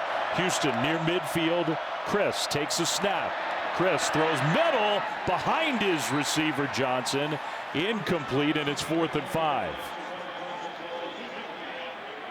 So a great job by BYU's defense after the muffed punt to stop Houston. Yeah, this is a really good simulated pressure by Jay Hill. He brings the 2 inside backers, and then both defensive ends drop, which is why Chris is not able to lead his wide receiver Johnson, because there's a defensive end standing there waiting to blow up the play. Excellent play call by Jay Hill and execution by his defense. High punt, beautiful punt, fair catch, and it lands at the 1 and bounces into the end zone. So that'll be another touchback. With 5:11 to go, 3rd quarter, 21-10, BYU. Houston trying to play from behind. And a lot of positives for the Houston offense, but they've sort of stalled out here over the last half quarters. So, meanwhile, Kalani Sitake's offense has been moving the ball, just making too many mistakes. Yeah, and you really get the sense this drive for BYU, you know, the game's 21-10, but BYU's had so many missed opportunities tonight. You just mentioned those turnovers by the offense. So I'm sure Kalani Sitake would love to see his team put together a good, healthy drive, execute at a high level, and get some points.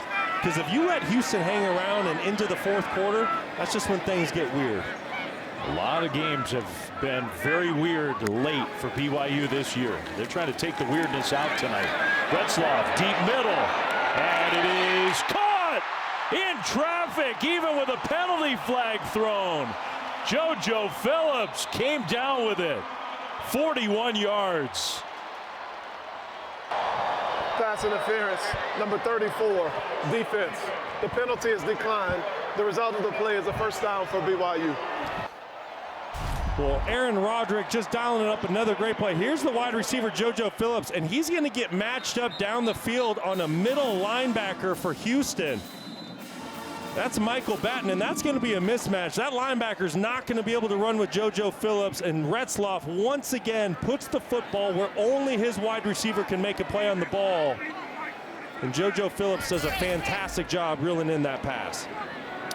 Into Houston territory, just like that. Retzloff back to pass again. Throws middle again, wide open, and a drop. So JoJo Phillips caught the first one and dropped that one. Go figure. Wow. Just slightly behind him, but still, that's a pass that he needs to reel in for his quarterback. And if he does, there's nothing but green grass all around him. He's going to have an opportunity to score. And that's been BYU football lately. 1 step forward, 2 step back, drops, penalties, miscues, unforced errors. They had some chances last week against Arizona State with some receivers running open, whether it was the receiver or the quarterback not delivering the ball. And then some plays left out there. Marion, a jet sweep, spins and tries to get to that sideline, gets shoved out of bounds, short gain of 3. Got to be frustrating for BYU fans, for BYU coaches, for everybody. Well, Kalani Sitake said to us this week, you know, it would be great to be able to find a game that didn't cause so much stress on our hearts, you know, that didn't come down to the final possession. And so you look at the opportunities for BYU going back to it. This is a critical drive for them to put some space in this game, because once again, if this Houston offense gets rolling like they did in the first half, things could get very interesting in the fourth quarter. 3rd and 7, BYU. Pressure comes. Retzloff takes a big hit, delivers the ball. Pass dropped, penalty flag thrown. I think Houston's going to be called for a hit on the quarterback. Another drop.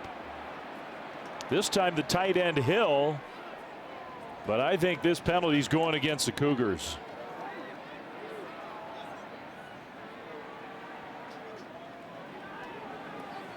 Of Houston. It's hard doing a game where the mascot's the same on both sides.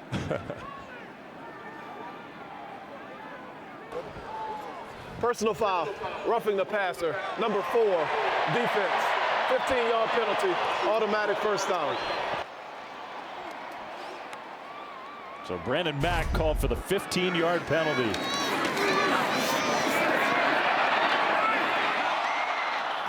I'll be honest, I don't really see it. I mean, it seems to be a bang-bang play. I don't see a hit to the head or neck area, nothing low, and I think Willie Fritz agrees with me right now. Feels like that shouldn't have been roughing the passer. Yeah, he's been upset with a few calls tonight. Almost like a wishbone for BYU. They got 3 running backs in the backfield with Retzloff, and they're going to give it to Malahine, who has not played much. He's been hurt for a good portion of the year. Enoch Nawahine. No gain. What does BYU do with the football now that they're back down in the red zone? There's been 2 turnovers down here already tonight, unforced errors. Can BYU punch this in and give themselves some space heading into the fourth quarter? 2nd and 10.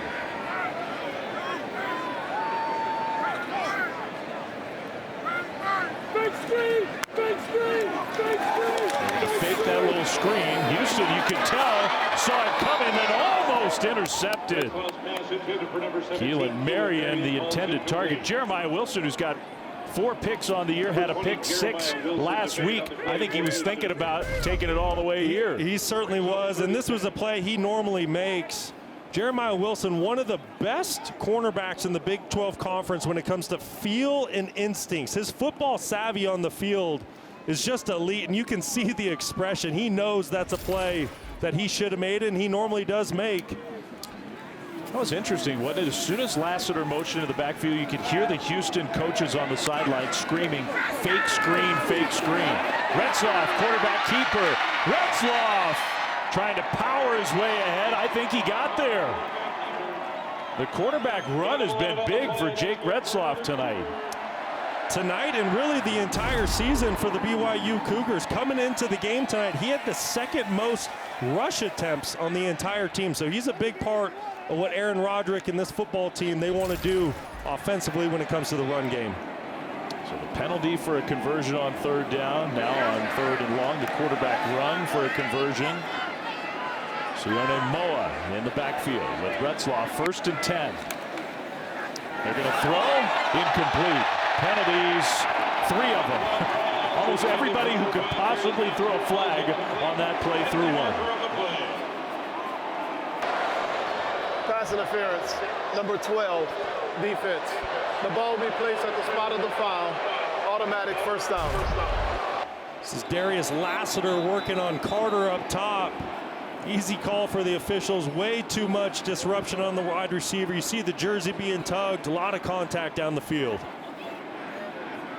Number 5, Keith Cooper Jr. So now it'll be 1st and goal, BYU. And Keith Cooper, one of their best players on the turf, and maybe holding that right shoulder arm.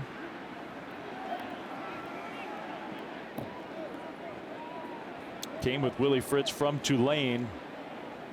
He's really had a good year. Yeah, and he's a huge piece of this defense. And they're 4-down sub packages. He plays a true defensive end position. But when they get into base against bigger offensive personnel groupings, he moves down to a 5 technique, which is basically like an inside defensive tackle, which at 6'5", 280 pounds, and it allows him to be a dynamic player, great athlete. Hopefully he'll be able to get back on the field soon for Houston. Meanwhile, 1st and goal, BYU.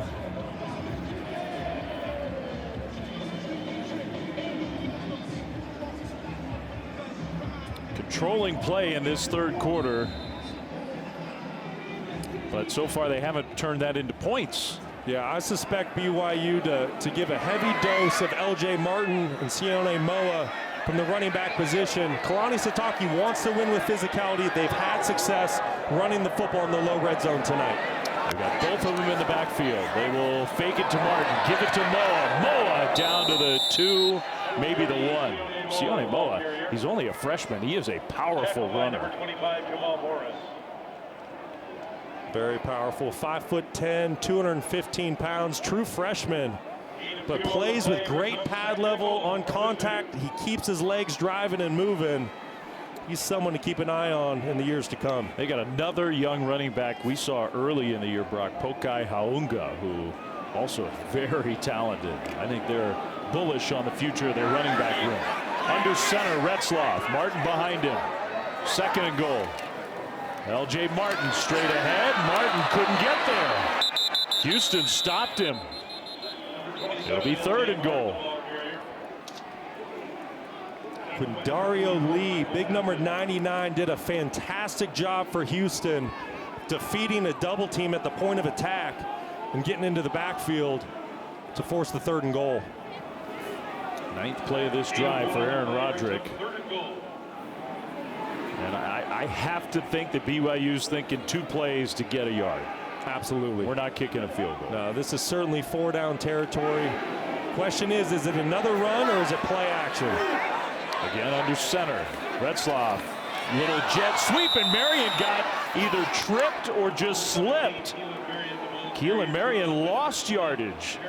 So on 3rd and goal, they go backwards with that play call. I think you're right, Flem. I think he just slipped. You can tell the footing's it hasn't been ideal down there tonight. Sub-freezing temperatures down there on the field. You're going to get some of that. You got to be good with your feet. You got to keep them underneath your body, and you can see the speed that Keelan Marion was trying to hit that edge with and make a turn. Feet just got outside his shoulders. And I don't blame the head coach for being upset about that. That's 3rd and goal from the 1 with your power back in the backfield. And almost like you invited that kind of mistake there. Farron kicks a field goal from 22 yards. There is a penalty flag on the field, though. So we'll have to see. It makes it a 14-point game, 24-10, final seconds of the 3rd quarter. The field goal was successful. After the play was over, unsportsmanlike conduct, number 79, BYU, for throwing a player off the pile. The 15-yard penalty will be enforced on the kickoff. Caden Chichester, offensive lineman, in on the special teams, and he gets called for the 15-yard penalty.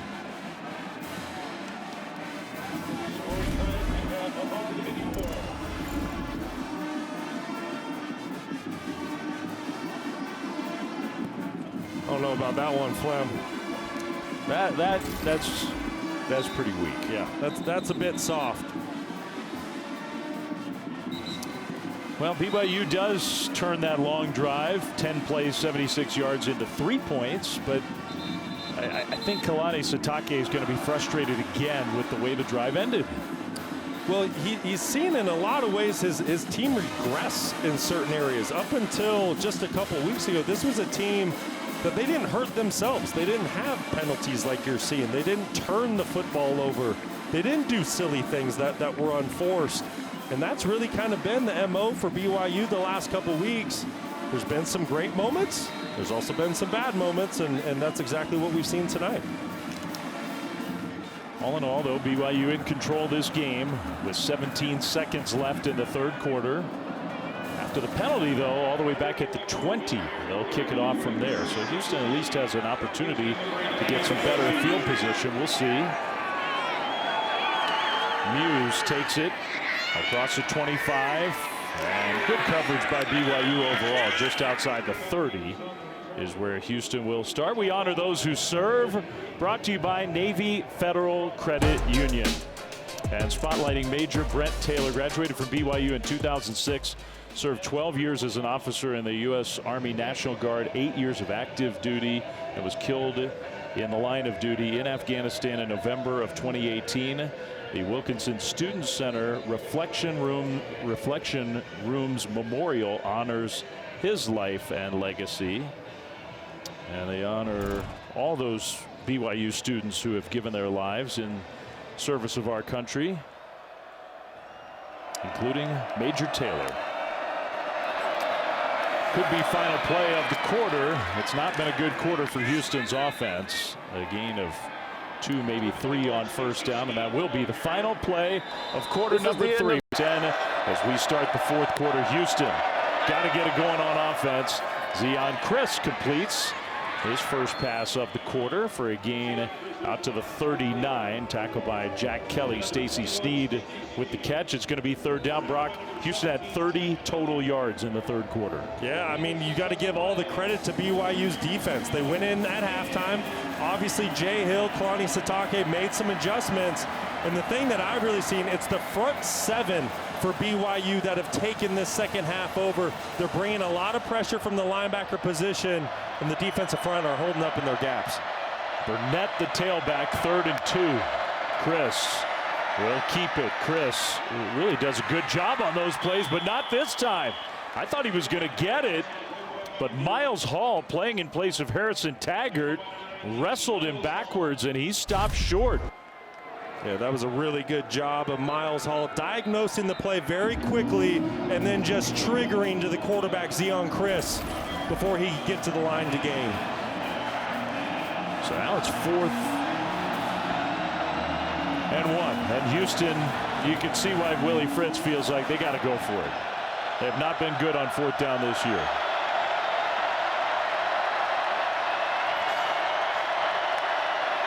Chris, handoff and a first down. Burnett got low and snuck his way through. Just such a great job by the right side of the offensive line, as well as Burnett. You mentioned his pad level did a fantastic job getting below that defensive front to pick up a very critical and a gotta-have-it moment first down for the Houston Cougars. That was a gotta-have-it. They had to have that one. So 1st and 10, Houston.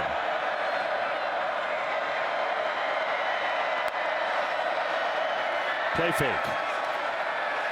Chris going deep. And a jump ball penalty thrown. Intended for Manjack, who actually had a step, then tried to come back to the ball. And I believe the penalty is going to be against BYU.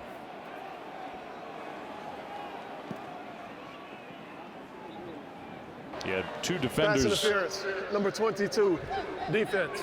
15-yard penalty, automatic first down. They'll call it on the freshman safety, Tommy Prasis. Yeah, and it's also Jacob Robinson in coverage initially. So tough for Tommy Prasis. You know, initially they were in great coverage, but when that ball is so underthrown, it's so hard for the defender to adjust. But nevertheless, first down for Houston. And of course, in college, no spot of foul on pass interference, so just 15 yards into BYU territory. Chris in the pocket, throws middle, nice catch. There's that big tight end who's so tough to get down. He's still going. They finally blow the whistle. They never tackled him. Malik Carr with the catch and run for 20 yards. Yeah, that's a really good job of Chris recognizing the matchup that Carr has. He's matched up on a safety that's playing soft and about 10 to 12 yards off from the line of scrimmage. Carr's going to win that. You see the big body of Carr, 6'6", 265 pounds. Easy target to throw to over the middle of the field.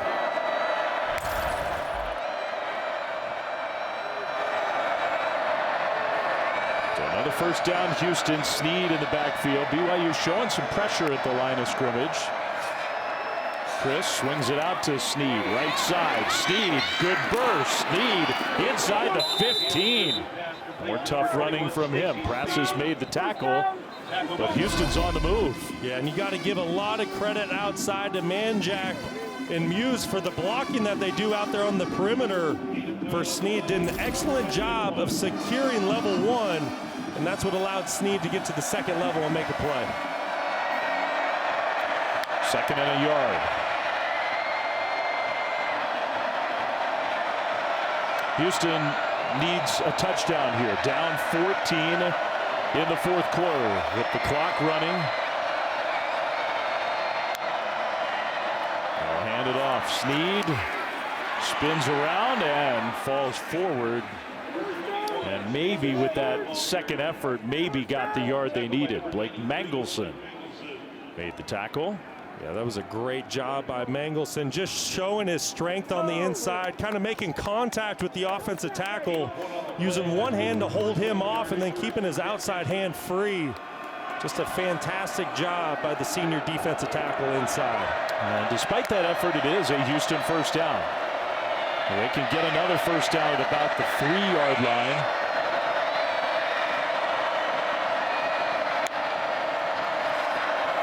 Handoff, right side. Sanford, just not a lot of room. Mangelson again.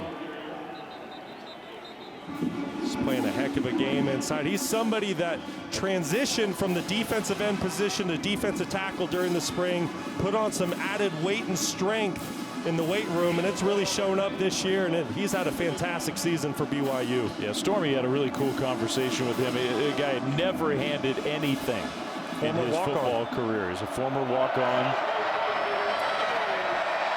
Burnett in the backfield now on 2nd down and 9.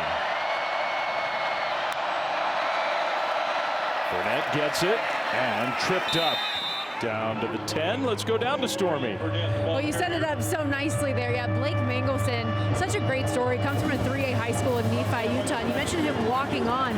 Because he wasn't on scholarship when he started his career, he had a job working nights part-time as a janitor at a local power plant. Shifts that at times, he told me, included game days. So he would play, go home, eat, get changed, and head to the plant to clean for a couple hours. And reflecting on those times now and the career that he's been able to put together has been so special to see.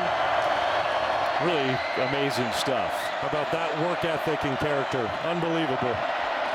3rd and 7. Play clock winding down. Houston gets it snapped. They give it on the end around. And trying to get to the corner. They do. Johnson gets walloped out of bounds. But Stephon Johnson gets the Houston first down. Once again, just great blocking on the perimeter by Houston, securing level 1. And that's what allows Johnson to get behind the defense and flirt with that goal line. It's a big-time hit coming in by Mark Collins from his cornerback position. I'll tell you what, it's cold down there, but the pads have been popping all night. 1st and goal. Houston trying to make this a 1-score game. Chris swings it out, incomplete for Johnson. And Chris unhappy with himself. 2nd and goal. Yeah, and I know why he's unhappy. He's been a very accurate passer tonight, but this one's just slightly off target to Johnson. That's a pass where if he puts it on Johnson, it's a walk-in touchdown. Zion Chris knows it.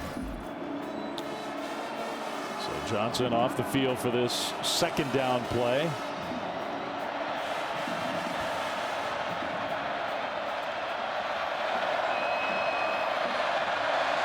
Receiver coming in motion actually slipped. Chris keeps it. Chris left side. Tried to reach ahead. Touchdown. That ball just On barely the field is a touchdown. crossed the plane. On the 1 yard. And Houston is indicating they want to go for 2 here. Wow, just that left side of the offensive line as well as the tight ends, Carr and York.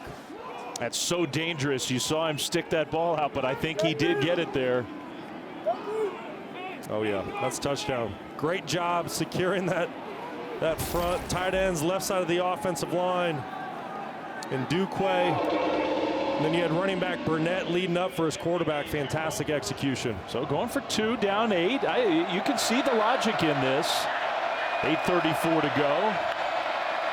Chris buying some time. Now looking back left. He's going to throw it wide open. Caught for 2. That's Mekhi Muse. And it's just a 6-point lead for BYU. Well, great answer by Houston. Mekhi Muse just gets lost in the zone coverage, working all the way right to left. We have a ball game here in the 4th quarter, and Sean Bell is fired up.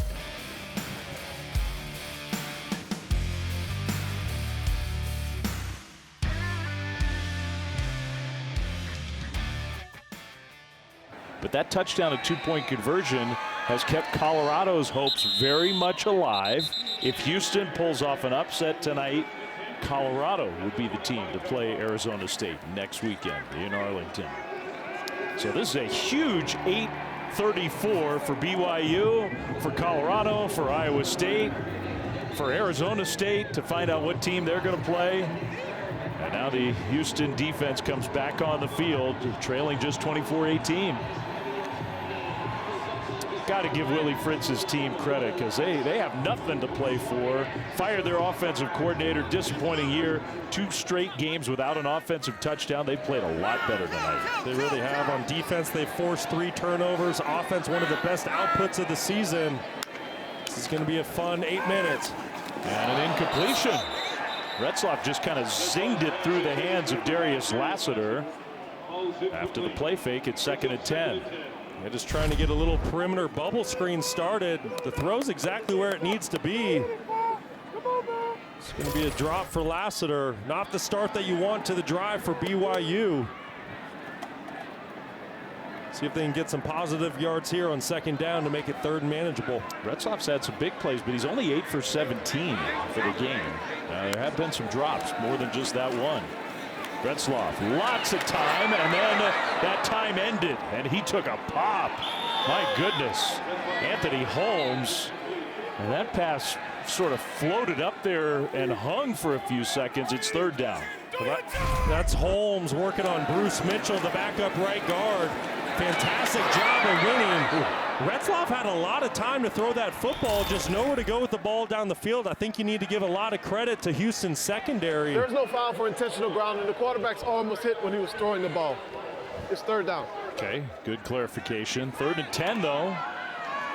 Chance for Houston's defense to get a quick stop, a 3 and out. I mean, this stadium is just silent. They cannot believe what they're witnessing right now. This is a crucial 3rd down in the game. Retzloff is going to spin back left. Looking downfield, trying to get those shoulders squared. Had nowhere to go. Throws it incomplete. It's 4th and 10. When you see the frustration on Jake Retzloff's face, and it's just because there's nowhere to go with the football. Shield Wood and his defensive unit doing a fantastic job covering these BYU's wide receivers. Just absolutely nowhere to go with the football for Retzloff. And here's BYU once again punting to a Houston offense that has all the momentum in the world right now. I mean, that whole sequence took 17 seconds off the clock. 8:18 still to go in this game. Houston's going to get the ball, and maybe with pretty good field position. We'll see.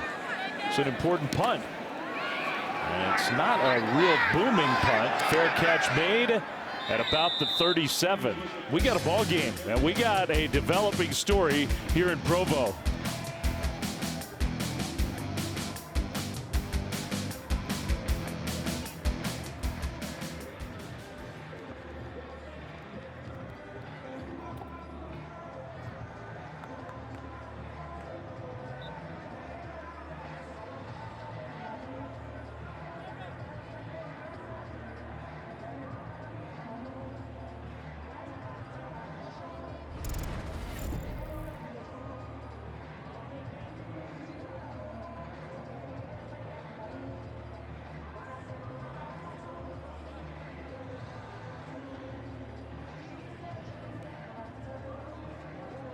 ESPN College Football is presented by IHG Hotels and Resorts. 19 hotel brands, 1 loyalty program. Download the app. And in part by Mercedes-Benz.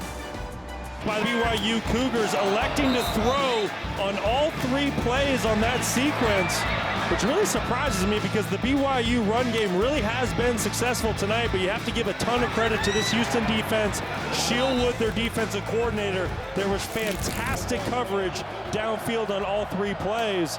And here we go. Houston has the ball in their hand with a chance to go take the lead. I mean, BYU lead in the 4th quarter at home. Stephon Johnson stepped out of bounds. Just short of a first down, otherwise a much bigger gain was coming, and he knows it. But still a gain of 9 to start the drive. You're averaging 5.5 yards a carry, BYU is. You're at home with a lead, and you didn't run the ball once on that drive. Yeah, I'm really shocked, and that's the identity that BYU wants to play and win with ultimately, is a physical offensive line that runs the football to win, electing to go 3 straight passes a series ago.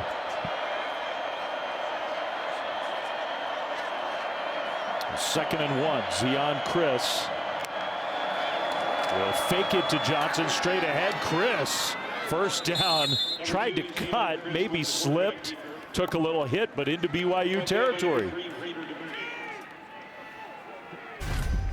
Well, Sean Bell just dialing it up all night long. You see the hole that Zion Chris has to run through on that play, and that's because there was some eye candy presented to the linebackers with a speed sweep, and you saw the linebackers fly out of the box, which opened up a huge lane for Chris. That walkie-talkie's humming tonight. Muse in motion, handoff, left side run, and Sanford inside the 45 down to the 43. Let's go down to Stormy. Well, and Dave, you could sense on this Houston sideline how much confidence and energy they have, much of it coming from interim offensive coordinator Sean Bell, who at one point I saw running down the sideline telling his guys, "I told you." He also ran up to his offensive line and said, "Hey, football's fun, huh? You like football." Just encouraging these guys left and right. That's great. Yeah, it's hard not to appreciate the attitude. Yeah, you love hearing that. If you're not having fun playing football, I don't know what you're doing. Well, BYU saw that one coming, and Sanford goes backwards. So a big stop by Jack Kelly and Tanner Wall for a loss of a yard or 2 to set up 3rd down. And that clock is rolling. It really is. And this run, another tough run by the running back room. This time it's Sanford to make it 3rd and medium. Sanford still in the game. Under 6 minutes to go. Probably 4-down territory for Houston. Zion Chris, pressure picked up. He's going deep down the sideline, incomplete. Trying to hit Muse just a little too deep. Incomplete. It's 4th down. Yeah, and Muse had a step. It was going to need to be a perfect throw. But great recognition by Chris to find his go-to matchup outside. It's man-to-man coverage. And that's Muse on Jacob Robinson, who's been a fantastic cornerback for BYU for a number of years. And here we go, 4th and 7.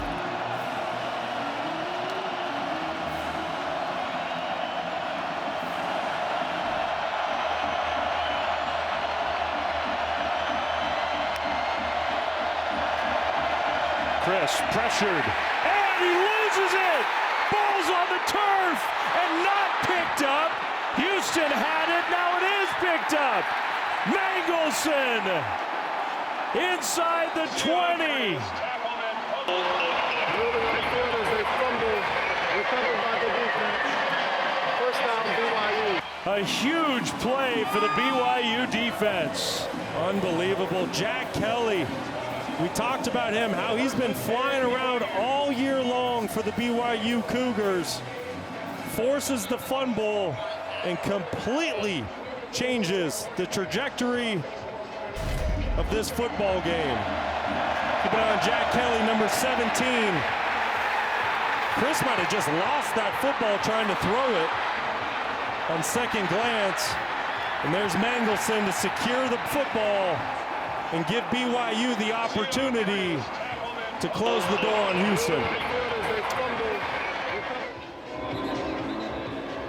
So 4th down, it was going to be BYU ball no matter what, but then the fumble and the ball spinning along the turf backwards and backwards. And it turns into a great situation here for BYU. Willie Fritz trying to urge his team on. His defense has to come up with an answer. And Mangle said, hey, we've spotlighted those guys all game. The seniors have played so well tonight, especially those senior defensive linemen.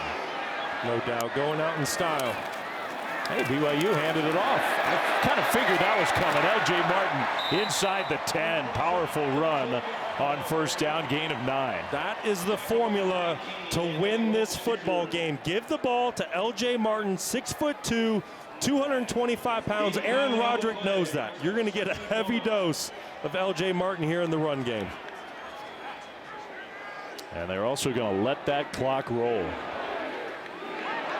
L.J. Martin, somebody who was injured early on this season. It really hurt the run game for BYU. He was the team's leading rusher a season ago as a true freshman. But since he's been back in the lineup basically at the midway point of the season, this has been a different team when they give him the football 20+ times a game. Martin again. And did get the 1st down. Forward progress just enough, it looks like, to make it 1st and goal BYU.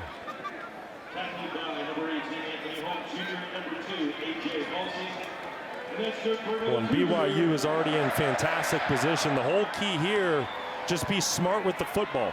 A field goal makes it a 2-possession game. Clock's rolling down to 4 minutes. You know, it's going to take a near miracle for Houston. So for BYU, be smart with the ball. You can probably wrap this thing up. You got a very reliable field goal kicker on a day where it was in full display of how important that can be in this sport. Another carry for Martin, left side, cuts it back middle, and goes down just inside the 5. And now a Houston player is down, hurting.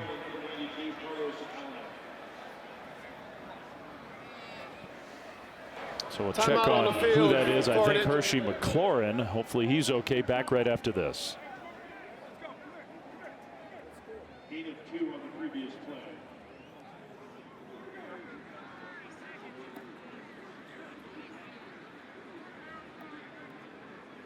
But they're getting ready for a full Sports Center with lots to talk about. It was an amazing Michigan win at Ohio State.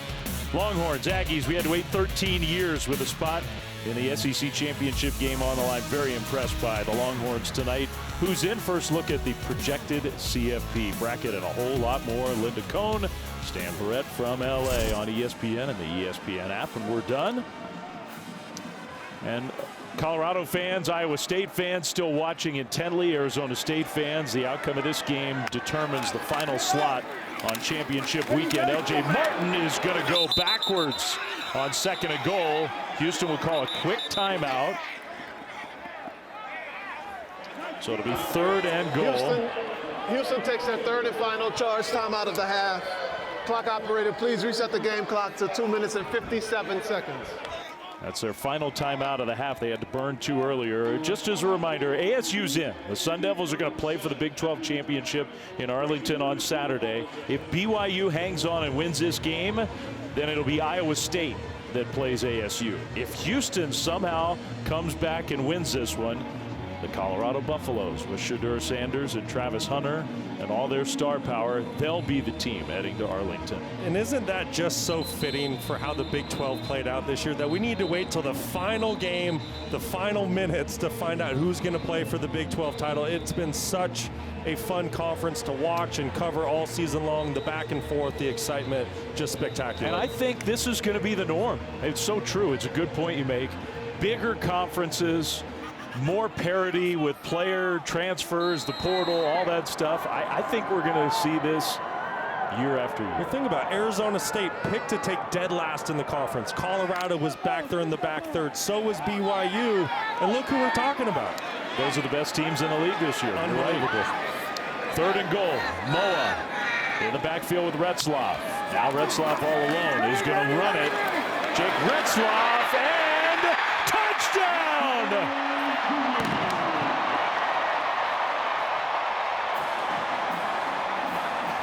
his second rushing touchdown of the game. And now a fight is broken out in the end zone with penalty flags all over the place. There were some punches thrown at the end of that play.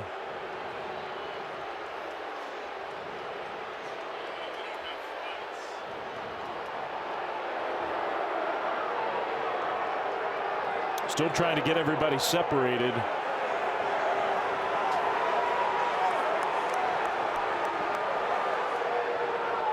Touchdown, essentially, barring a miracle, is going to put this game away. And now we got to sort out all that just happened after the play was over.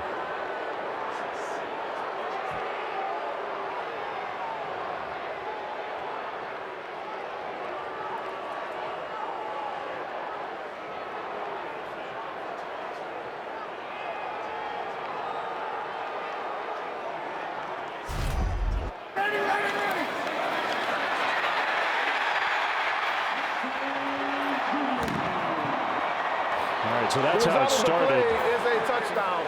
After the play was over, unsportsmanlike conduct, number 2, Houston. That player is ejected. Unsportsmanlike conduct, number 5, BYU. That player is also ejected. The penalty yardage cancels. The try will be attempted from the 3-yard line. So Darius Lassiter for BYU kicked out of the game. A.J. Halsey for Houston kicked out of the game. The ruling on the field of a touchdown is under further review. Taase, the tight end, was trying to pull that defender off of his quarterback who was lying on the ground, and that's sort of what got it all started. Yeah, just an ugly scene. You hate to see it. Tempers flaring here late in the game. Houston obviously had many struggles throughout the season, and I think some of that frustration just boiling over. A couple possessions ago, they were right in this ball game, knocking on the door. So now they're actually reviewing to make sure you heard the announcement, make sure it was actually a touchdown.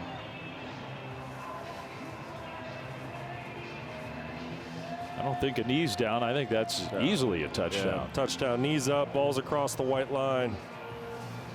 Just hate to see that fight break out. Like I said, those frustrations, they boil over. Houston knows that this is their last game of the season. They're not going bowling. It's been a difficult year for the Houston Cougars. And they played hard tonight. Yes, they did. And you know what? Sean Bell, the interim offensive coordinator, he just might have put his name in the hat to be the permanent offensive coordinator with the performance and game plan he put together here tonight in Provo against one of the best defenses in the Big 12.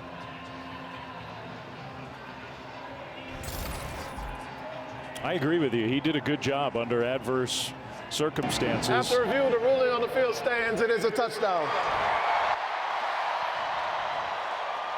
All right, so we've had 2 players ejected. The touchdown stands. It's 30-18. With an extra point coming, Darius Lassiter is going to have to go to the locker room. That's somebody that'll go down in BYU lore for eternity with his game-winning reception against Oklahoma State. With about 10 seconds to go to propel them to a victory over the Pokes. That is a play they will play forever here in Provo. You're right about that. Unbelievable. Part of this cardiac season for BYU where it just kept happening over and over again. And it felt even just a few minutes ago when Houston was driving that we were going to get it again tonight. But the huge strip sack, fumble, recovery that turns into a touchdown. And now BYU is going to go for 2. Ahead by 12. You know, and you talk about this Houston team, obviously a very disappointing year, just 4 wins to this point. But there's some building blocks in place for Willie Fritz. Sheil Wood, as defensive coordinator, did a fantastic job, top 30 defense in the country. And you had a ranked win over Kansas State just a couple weeks ago. You beat Utah, you beat TCU. There's some promise for this Houston football team moving forward. Their wins were good wins. They were. Just no consistency on offense. They got to get that part fixed. 2-point try. Retzloff is going to throw, and it's knocked away. Incomplete by McCutcheon. So 30-18 is the score with 2:52 to go. We've talked a lot about BYU's mistakes, but Houston's made their share of mistakes here tonight as well. Well, they certainly have, and they tried a surprise onside kick back in the first quarter because there was an unsportsmanlike conduct penalty that put the ball at the 50-yard line, and then Alfrey made him pay, taking it back to the house. You see the fumble that was forced by Jack Kelly just a couple possessions ago, and this is really what sealed the game for BYU. Blake Mangelson coming up with the recovery, and then a couple plays later, it goes from a 6-point game to BYU now being up by 12 and fully in control here late in the fourth quarter. It was 2nd and 5 on the BYU side of the field. They lose yardage.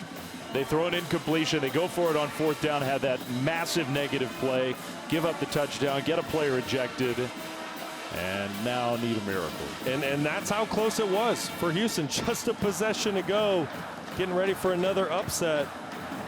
This is a program that had not beat 2 ranked teams in a season since 2016. Brian Massey drops the kickoff, now picks it up, and will get across the 15 to about the 17.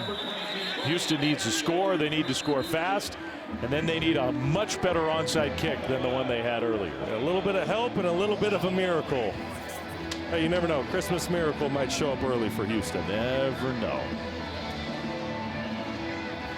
No timeouts left. I thought no timeouts left. Our graphic is showing 1, so I thought they had used their final timeout.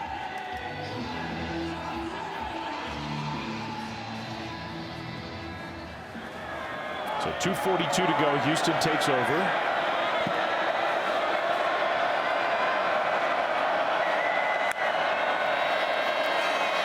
Chris is going to run it. And the ball came out again. BYU has it. Beautiful fumble recovered by the defense. First down, BYU. Jack Kelly and John Nelson, both there right at the same time. John Nelson, a senior, fantastic defensive tackle. And the other senior on the line that we haven't talked as much about tonight, Logan Latui, he's a guy who recovered the fumble. Yeah, these seniors have been all over the field tonight for BYU, just playing inspired football. You see Jack Kelly get there, John Nelson, and then Latui coming in for the recovery.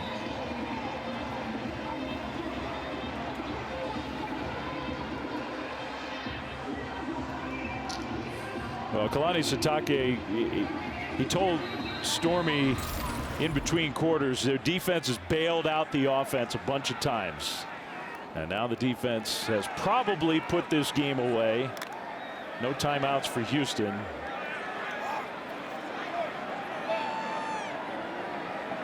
Well, BYU gets the ball back.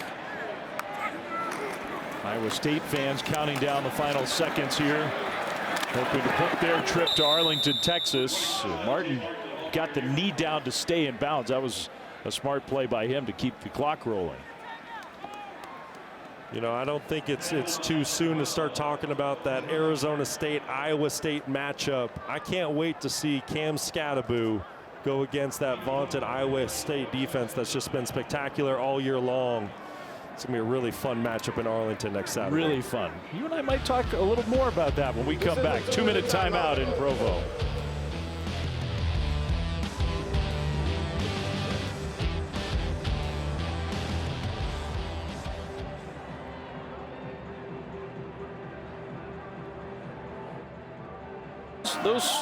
Those championship games, even for teams that figure to already be in, if you win that conference championship and are one of those highest ranked conference champions, you get that bye.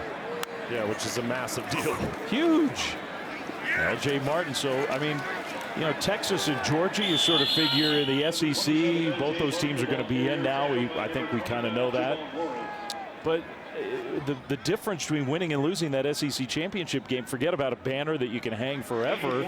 You skip the first round. And that's just the best point, you know, and it'll be interesting to see how much weight gets put on conference championships and that moving forward, because it really is all about the playoff and the opportunity to play for a national title. So all these teams part of championship weekend next weekend, you know, they're going to obviously put out their best shot to try to get that first round bye. And I can't wait to see the rankings on Tuesday, and specifically Arizona State. See where they are. On third down, L.J. Martin carries straight ahead and gets stopped. Houston, no timeouts. Clock is rolling, and I would think BYU is not going to kick. They'll just keep the offense on the field and go for it. Well, and Flem, I know why you're curious where Arizona State's going to fall in that ranking, because they're behind Boise State. And so you got to remember, your 4 highest ranked conference champions, doesn't have to be a power conference champion, get that first round bye. So if it was to end today, Boise State's going to get that first round bye. So yes, Tuesday is going to be very interesting. Where do Iowa State and Arizona State fall in the rankings in comparison to Boise State? And Boise State will have the chance to play a really good UNLV team in their conference championship game. So if you're thinking, well, yeah, but Boise State won't get a good win, if they actually win that game, they get a really good win against UNLV. What a night for those two. Tyler Batty, John Nelson and company. The seniors led the way, especially on the defensive side of the ball for BYU. BYU takes their first charge timeout of the half. 30 seconds in lane. They certainly did, and this is exactly how a senior class wants to go out. And Kalani Sitake spoke to us this week about what this group of seniors means to them, the group that transitioned them into the Big 12 last season, missed a bowl game, only 5 wins, and here they are 26 seconds away from their 10th victory and an opportunity in bowl season for an 11th. There is very few people, only the staunchest BYU supporters, thought that a 10-win season was possible this year for BYU. Just a great turnaround. And a fantastic and exciting season. If you followed BYU football, you were on the edge of your seat between the matchup in the Holy War with Utah and the Oklahoma State finish and all the games the past couple weeks. This BYU football team's been a pleasure to watch. Even on the night where their own Big 12 championship hopes were eliminated. With Iowa State's win at home against Kansas State. 4th and 2. Could be the final play of the game if BYU converts.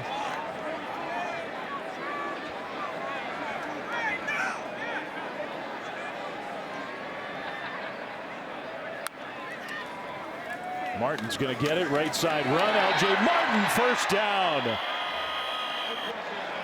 Inside the 10. And that'll do it for BYU.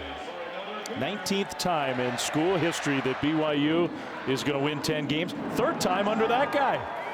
Yeah, and he deserves a ton of credit. From a 5-win season last year, their first year in the Big 12, the roster he assembled this season, inserting Jake Retzloff as the starter. What an impressive year for Kalani Sitake and his entire ball club. And BYU's win means it'll be Iowa State in the